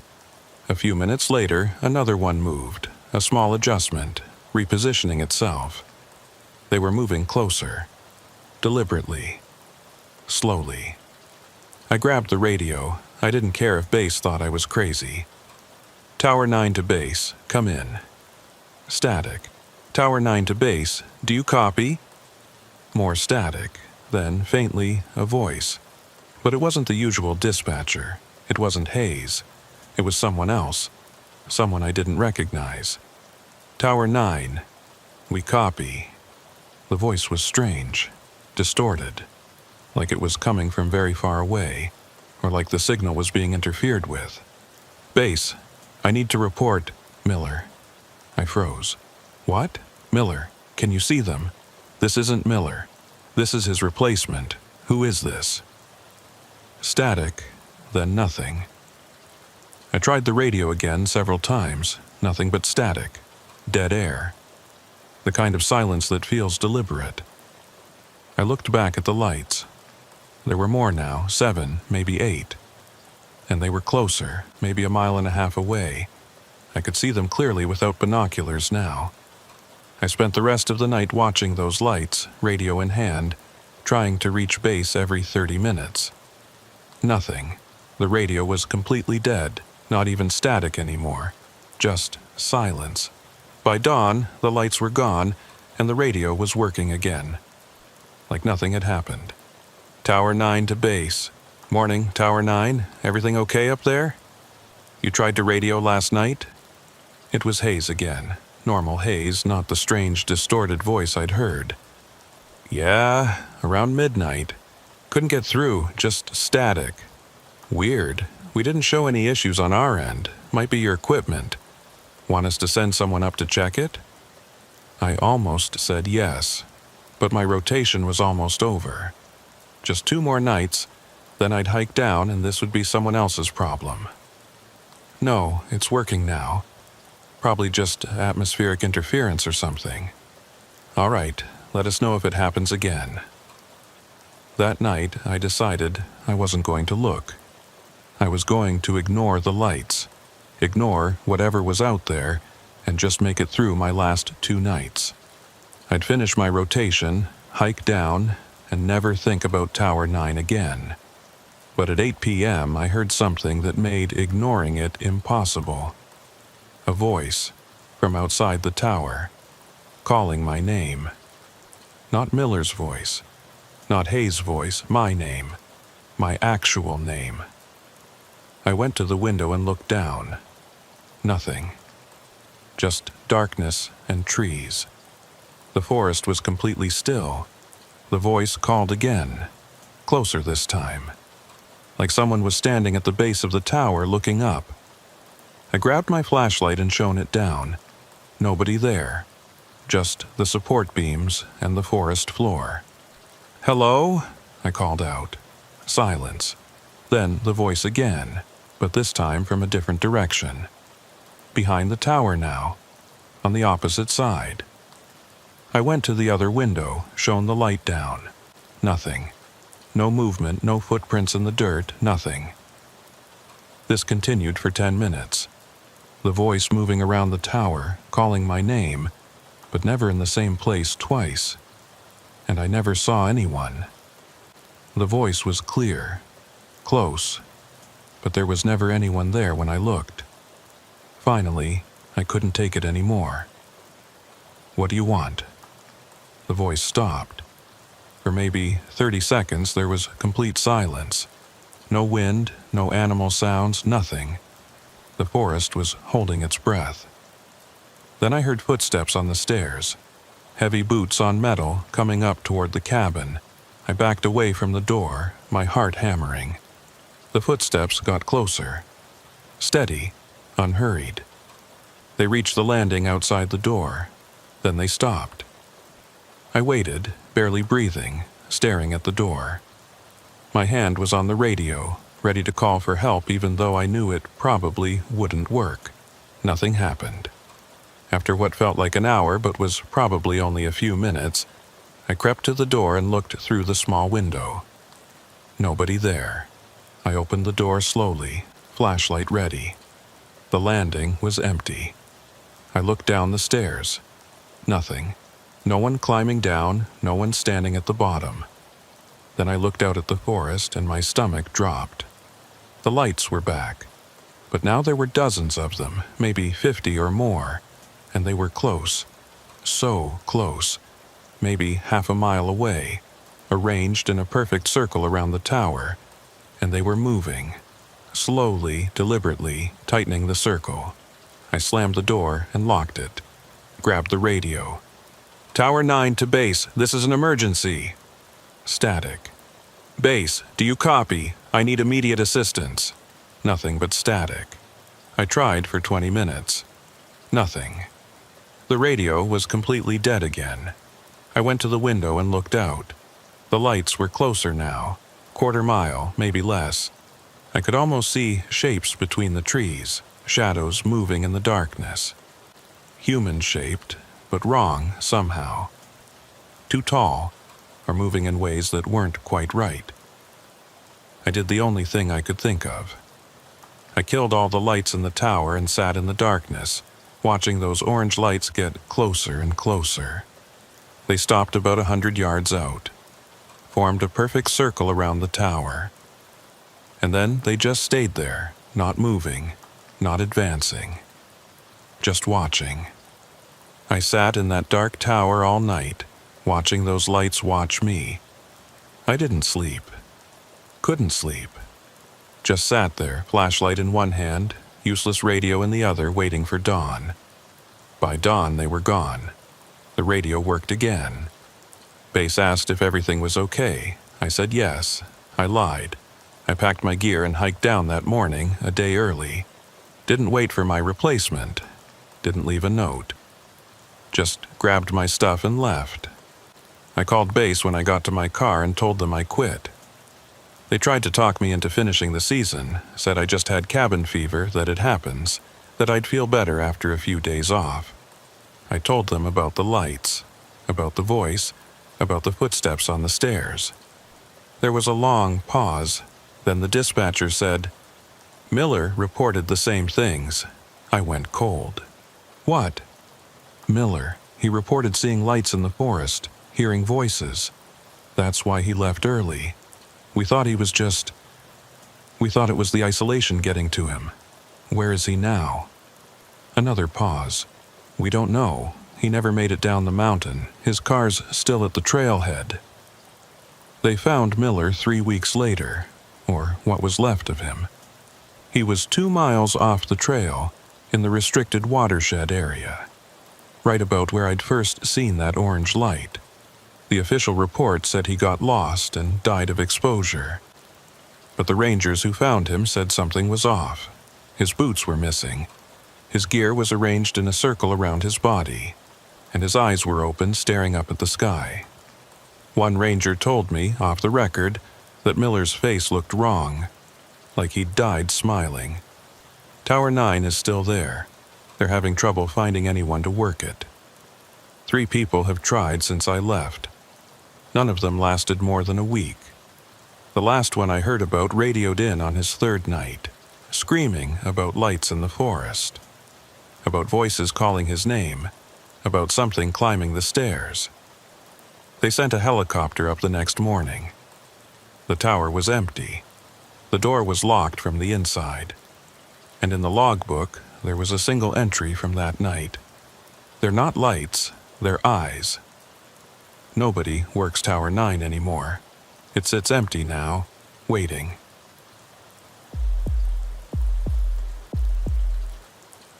I've been a fire lookout for 6 years now. I've worked towers in Montana, Idaho, Washington, and Oregon. I've seen a lot of strange things in that time. Weather that doesn't make sense. Animals behaving oddly. The occasional hiker who's clearly lost but won't admit it. But nothing prepared me for what happened at Whitman Ridge. I need to write this down before I forget the details. My therapist says that's important. She also says I should stop working in remote areas, that the isolation is bad for me. She's probably right. But she doesn't understand why I do this work. Or why I did it, I should say. Past tense now. Whitman Ridge was supposed to be my easiest assignment yet. The tower had been decommissioned for 5 years and was being brought back into service due to increased fire risk from a bad drought. The whole region was under extreme fire watch. They needed someone to go up there, assess the condition of the equipment, and do a trial run for the season. 2 weeks, good pay, and then I could transfer to a more established tower for the rest of the summer. Simple job. Or so they told me. I took the job because I needed the money and because I was curious. I'd heard about Whitman Ridge. Every lookout had. It was one of the oldest towers in the system, built in the 1930s by the Civilian Conservation Corps. Beautiful craftsmanship, all Douglas fir timber and hand-forged iron hardware. It had been in continuous operation for over 70 years until 5 years ago when the previous lookout, a woman named Sarah Chen, had requested an emergency evacuation and refused to ever go back. Nobody I talked to knew why she'd left. The official story was medical reasons, but the rumors were different. Some said she'd had a breakdown. Others said she'd seen something that scared her so badly she quit the Forest Service entirely and moved to Phoenix, as far from forests as she could get. One old-timer at the ranger station, a guy named Hutchins who'd been working the system since the 70s, told me she'd reported voices on the radio that shouldn't have been there. Voices that knew things they couldn't possibly know. I should have paid more attention to those rumors. I should have asked more questions, but I was confident, maybe overconfident. 6 years of experience. I'd handled isolation before. I'd dealt with equipment failures, bad weather, even a close call with a wildfire that came within a mile of my tower. I thought I'd seen everything. I was wrong. I hiked up to Whitman Ridge on a Thursday in late July. The trail was overgrown in places, clearly hadn't been maintained in the 5 years since the tower was abandoned. Blackberry brambles encroached on the path, and fallen trees blocked sections that I had to climb over or navigate around. It took me almost 6 hours to reach the tower, twice as long as it should have taken according to the map. By the time I arrived, it was nearly 4 in the afternoon, and I was exhausted. The tower looked abandoned. Weathered wood gone silver gray in the sun, peeling paint hanging in strips, one of the shutters hanging crooked from a single hinge. But structurally it seemed sound. The support posts were solid, no rot that I could see. I climbed the stairs carefully, testing each step before putting my full weight on it. Some of them creaked, but they held. The cabin at the top was dusty but intact. Someone had left it clean before the decommission. There was old furniture, a bed with a bare mattress, a desk scarred with years of use, the firefinder equipment under a canvas tarp. Everything was covered in a thick layer of dust. When I opened the door, the dust swirled in the afternoon light like snow. I spent the first few hours cleaning, getting the place livable. Swept the floor, wiped down surfaces, shook out the tarp. The radio equipment was old but functional, a vintage setup from the 80s, all vacuum tubes and analog dials. I powered it up and did a test call. Whitman Ridge to base, radio check. Static, then a voice. Base here. Good to hear from you. How's it look up there? Dusty, but operational. I'll need a few days to get everything properly assessed.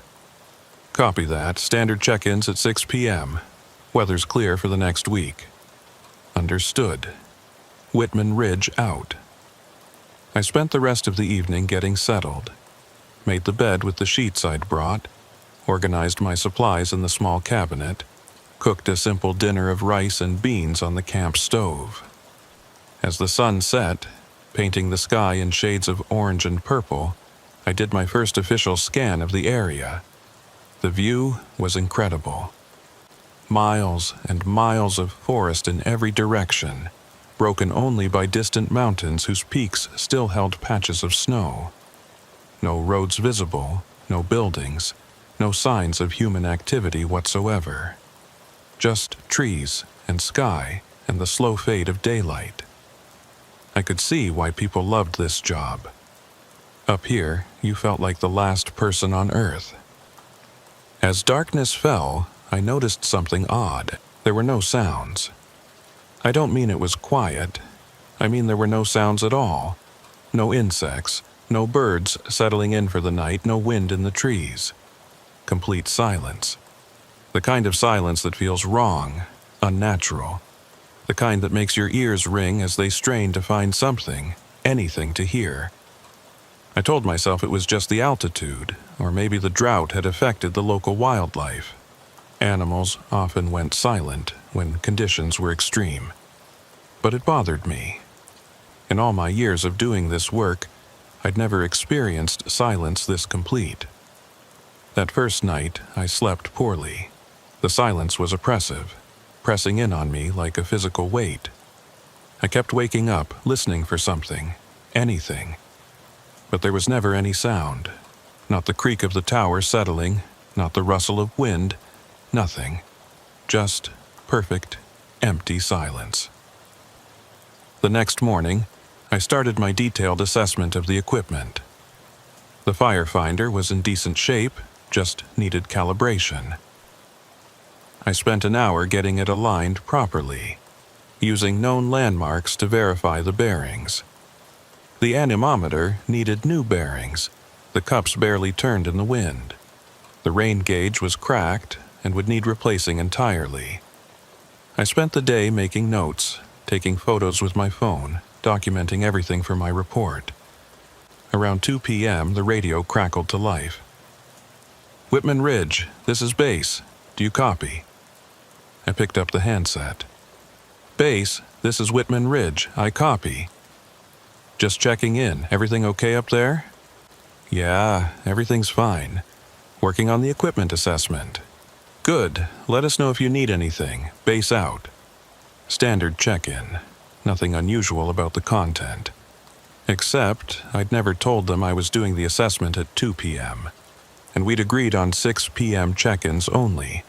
There was no reason for them to contact me in the middle of the afternoon, and the voice on the radio had sounded slightly off.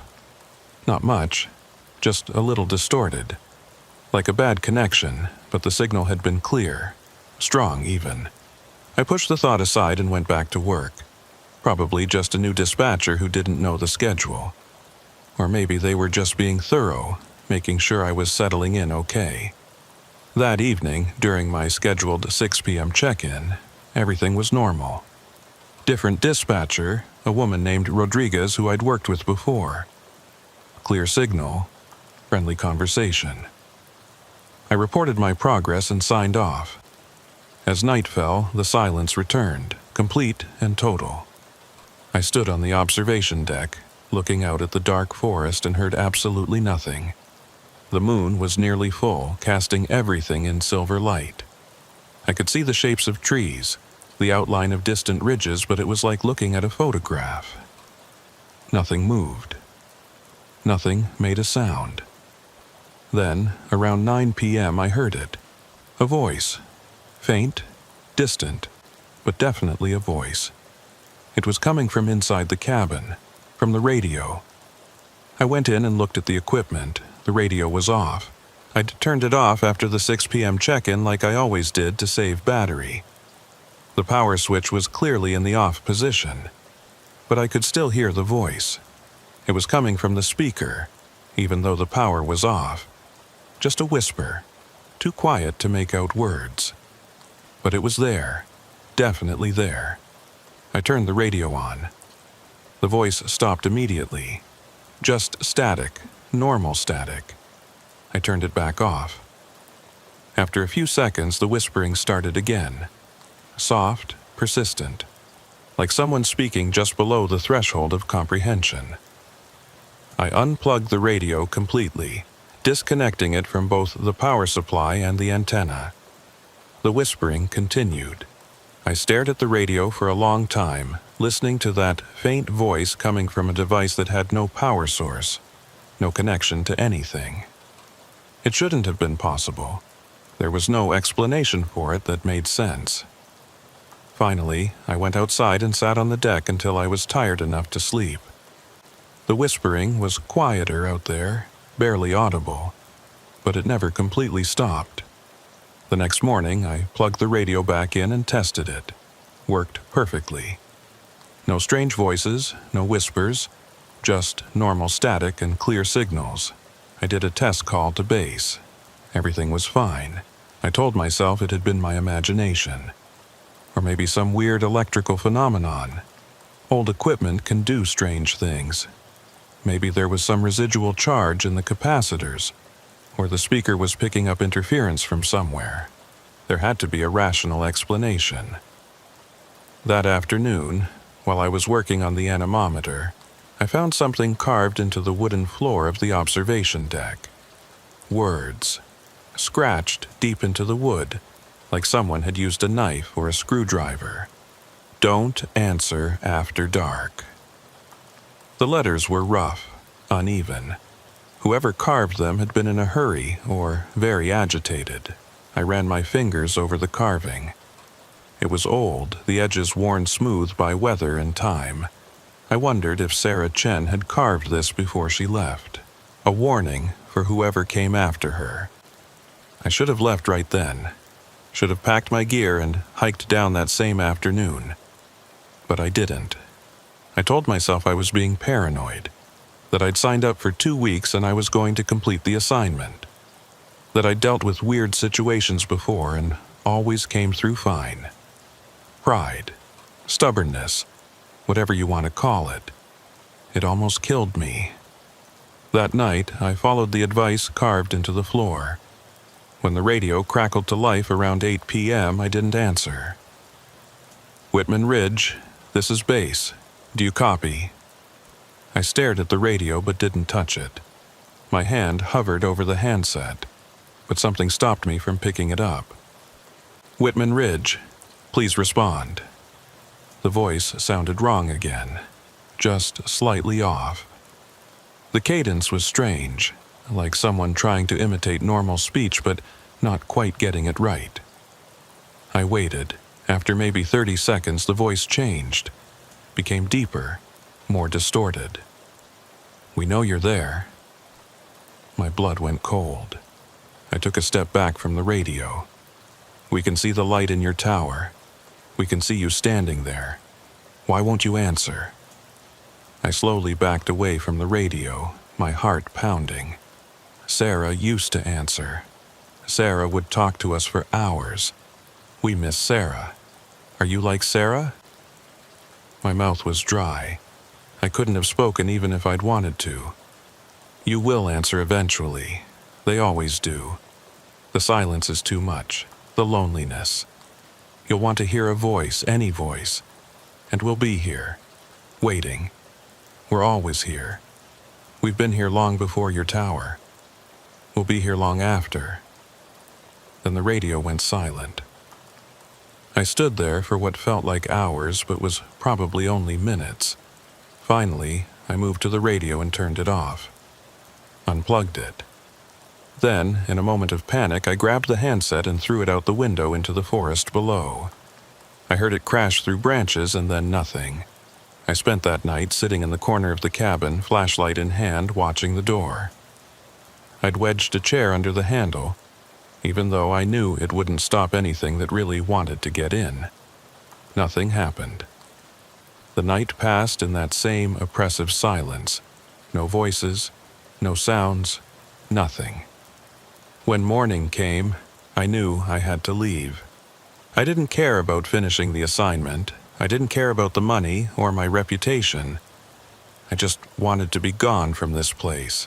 But when I opened the door to leave, I found something that stopped me cold. The handset was sitting on the deck, right outside the door. The same handset I'd thrown into the forest the night before. It was clean, undamaged, placed carefully in the exact center of the deck like an offering. I stared at it for a long time. Then I stepped around it, walked down the stairs, and started hiking. I made it maybe 2 miles before I realized I was lost. The trail was gone. Not overgrown, not hidden, gone. Where there should have been a clear path, there was just forest. I tried to retrace my steps, but I couldn't find the tower. Couldn't find anything I recognized. I checked my compass. It was spinning slowly, unable to find north. My phone had no signal, which was expected, but the GPS wasn't working either. Just a blank screen where the map should have been. I tried to stay calm, picked a direction downhill and started walking. In the mountains, downhill always leads somewhere eventually. To a stream, a road, something. I walked for hours. The sun moved across the sky, but I never seemed to make any progress. The forest looked the same in every direction. Same trees, same undergrowth, same rocks. Like I was walking in circles, or like the forest itself was repeating. As it started to get dark, I saw the tower ahead of me. I'd somehow walked in a complete circle and ended up back where I started. I stood there, staring up at it, and realized I had no choice. I couldn't navigate out. I'd have to spend another night and try again in the morning.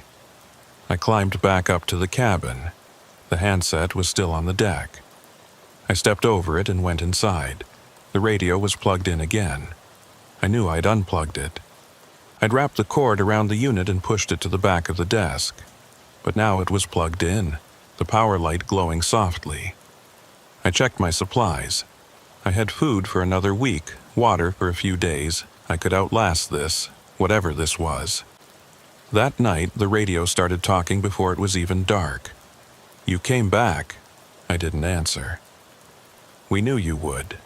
The forest doesn't let people leave, not unless we want them to." I stayed in my corner, flashlight clutched in my hands. Sarah tried to leave too. For 3 days, she tried. She kept ending up back here. Finally, she called for help. They sent a helicopter, but the helicopter couldn't find the tower. They flew right over it, and she could see them, but they couldn't see her. They couldn't see the tower. My hands were shaking. Eventually, she stopped trying to leave. She accepted it. She talked to us. We had such good conversations. We told her things, showed her things. She understood by the end. What happened to her? I found myself asking before I could stop myself.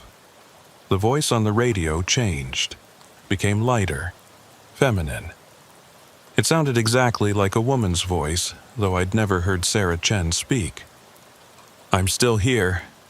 I grabbed my pack and ran. Down the stairs into the forest, running blind in the darkness. I didn't care about navigation anymore, I just ran. I ran until I couldn't breathe, until my legs gave out, until I collapsed against a tree. When I looked up, the tower was 50 feet away. I could see the light in the window. I'd run for what felt like miles, and I'd ended up exactly where I started. I crawled back to the tower because there was nowhere else to go. That night, the voices were constant. Not just one voice anymore. Multiple voices, overlapping, speaking in languages I didn't understand. The radio was off, unplugged, but the voices kept coming. From the speaker, from the walls, from the air itself. I covered my ears, but I could still hear them. At some point, I must have passed out from exhaustion. I woke to sunlight streaming through the windows. The voices had stopped. The radio was silent. Everything seemed normal. I tried to leave again. This time, I was methodical. I marked trees with my knife, created a straight-line path, used the sun to navigate. After 4 hours of walking, I arrived back at the tower. I tried 5 more times over the next 2 days. Different directions, different strategies. I always ended up back at the tower. On the 6th day, I stopped trying. I don't know what made me stop. Exhaustion, maybe, or acceptance. The realization that I was trapped, that the forest wasn't going to let me go. That night, when the radio spoke, I answered. "Hello? Hello?" I said. My voice sounded strange, hoarse from disuse. "Thank you for answering. We've been so lonely. What do you want from me? Just to talk, that's all. We miss conversation. We miss connection." And so I talked. For hours I talked to the voice on the radio. It asked me questions. Where I was from. What I'd seen in my life. What I was afraid of. What I loved. I answered everything. It felt good in a horrible way. After days of silence, of isolation, of fear, just having someone to talk to was a relief. Even if that someone was coming from an unplugged radio. Even if nothing about this made sense. We talked through the night. When morning came, I felt different. Lighter, maybe. Or emptier, I'm not sure. The next day, I tried to leave one more time. And this time the forest let me go. The trail was just there, clear and obvious. Like it had always been there, I followed it down the mountain. After 6 hours, I reached the road. My car was there, covered in dust and pine needles. I drove straight to the ranger station.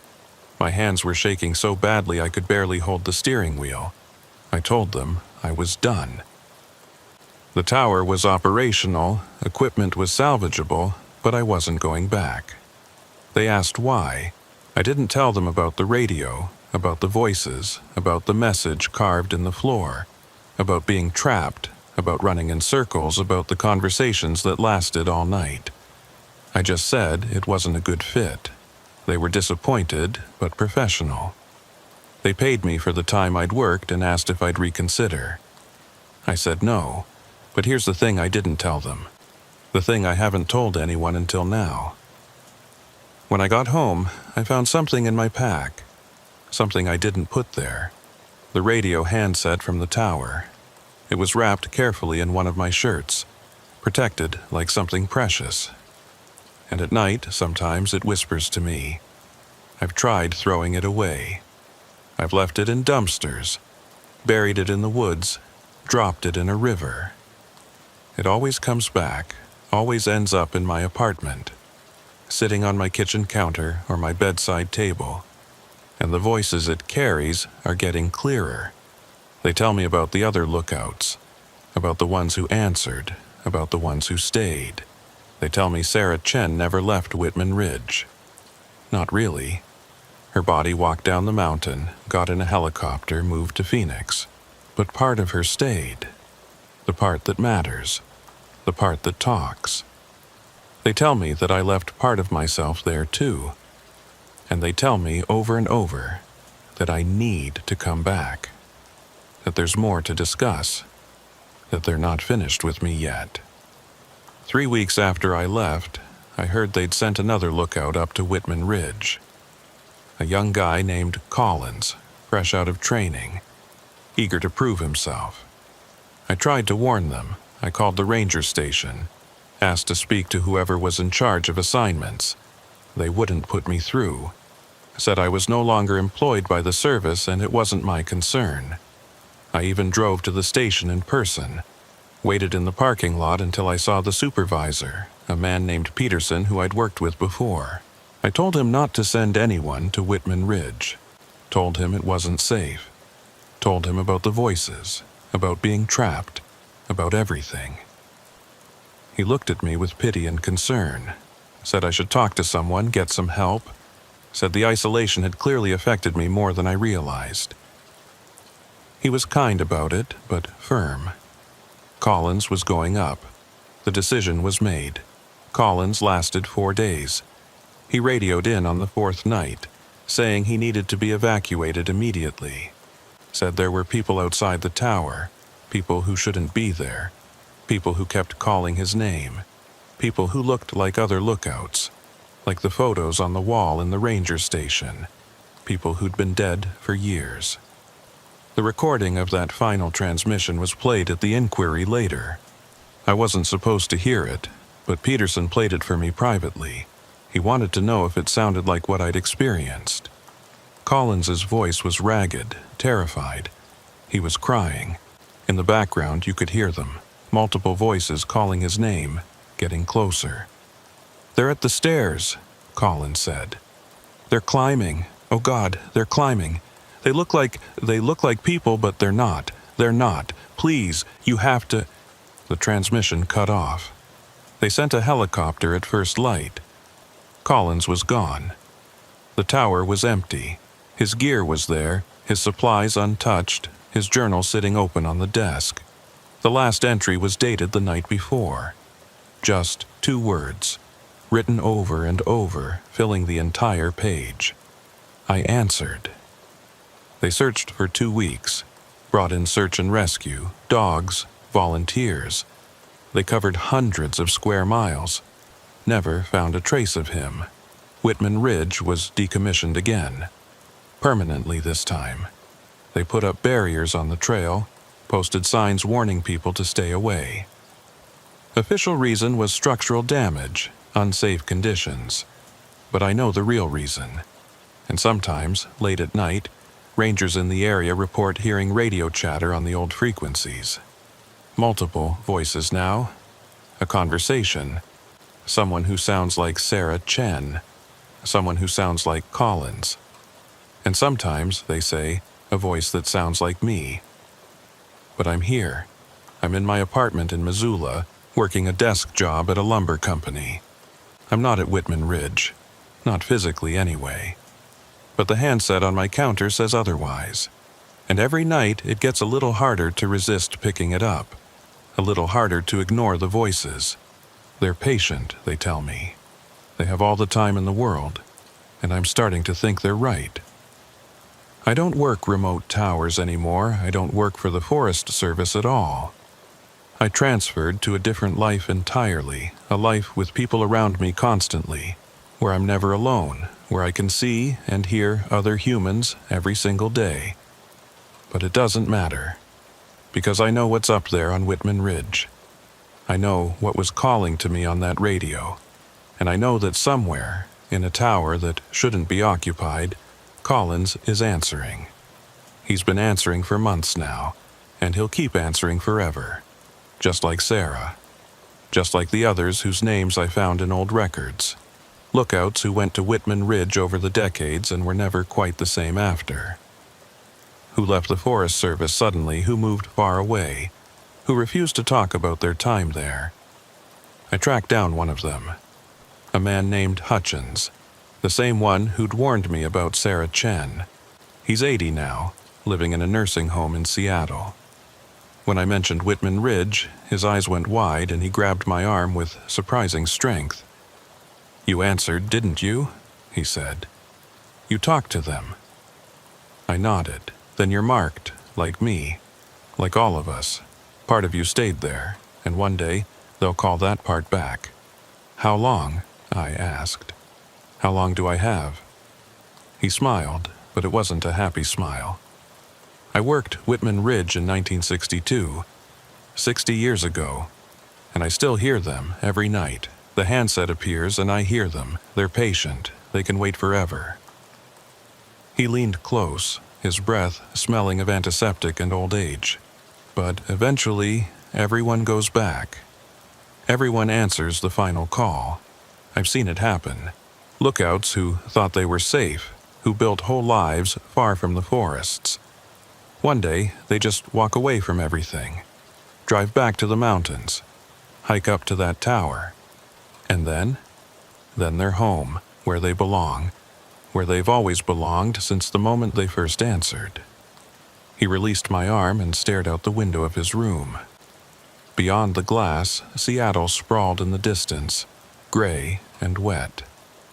"I'm too old now," he said quietly. "Too frail to make the hike. But I dream about it every night. I see the trail, I see the tower, and I know that when I die, that's where I'll be. Not here. Not in this bed. I'll be up there in Whitman Ridge with the others." I left the nursing home and drove back to Missoula. That was 3 months ago. Last week, I found myself planning a route to Whitman Ridge.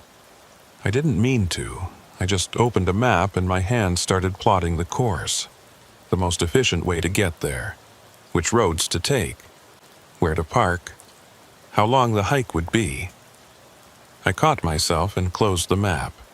Deleted it from my phone. But I remember the route perfectly. And the handset on my counter is whispering more clearly now. Not every night, every hour. It tells me about the community up there, about how Sarah and Collins and all the others are waiting for me, about how we'll talk forever, in the silence of the forest, in the perfect isolation of the tower. It tells me I'm not complete anymore. That part of me is missing, that I left it there, in those woods, and I need to go back and retrieve it. My therapist says I should get rid of it, destroy it completely, melt it down or crush it. But I know it wouldn't matter. It would just come back. They always come back.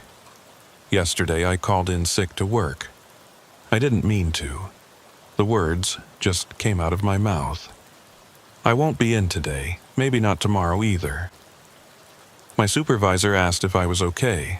I said yes, but I wasn't looking at my phone when I said it. I was looking at my hiking boots by the door, at my pack, still partially filled from my last trip, at the handset on the counter, which was glowing faintly even though it has no power source. I'm writing this as a warning, I suppose.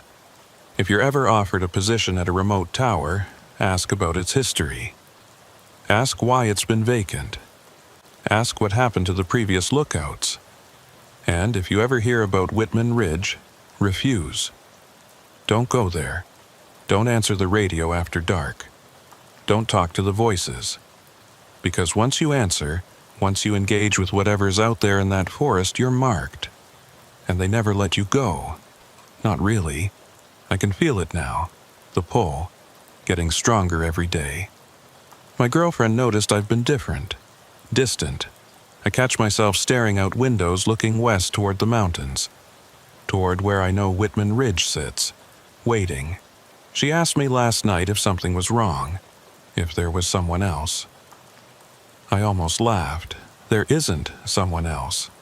There are dozens of someone else's. All of them waiting in a tower that shouldn't exist.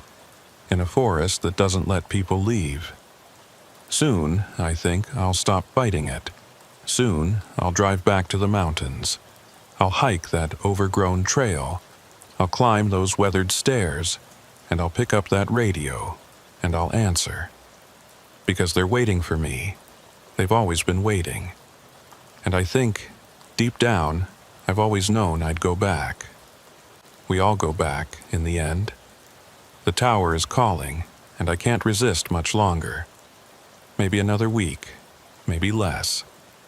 The handset is on the counter right now as I write this. It's whispering constantly. I can hear every word clearly now. They're preparing a place for me, making sure everything is ready. Sarah is excited. Collins wants to show me something he discovered. The others are curious about me, about what I'll bring to their community. Because that's what it is, they tell me, a community. People who understand. People who've experienced the same thing. People who've answered the call and found something most people never find. Purpose, belonging, connection. All I have to do is come home. That's what they call it now. Home, and maybe they're right. Maybe Whitman Ridge has always been my home. Maybe I just didn't know it until I spent those days trapped there, until I finally answered, until I became part of something larger than myself. My girlfriend is asleep in the bedroom. She doesn't know I'm writing this. Doesn't know I've been packing supplies. Doesn't know that tomorrow morning I'm going to tell her I need to take a trip, clear my head, think about things. She'll believe me. She always does. And then I'll drive west, toward the mountains, toward Whitman Ridge, toward home. The handset is glowing brighter now, almost like it knows, almost like it's happy. And for the first time in months, I feel calm, because I know what's coming, I know where I'm going, and I know that I'll never be alone again. The tower is calling, and I'm finally ready to answer.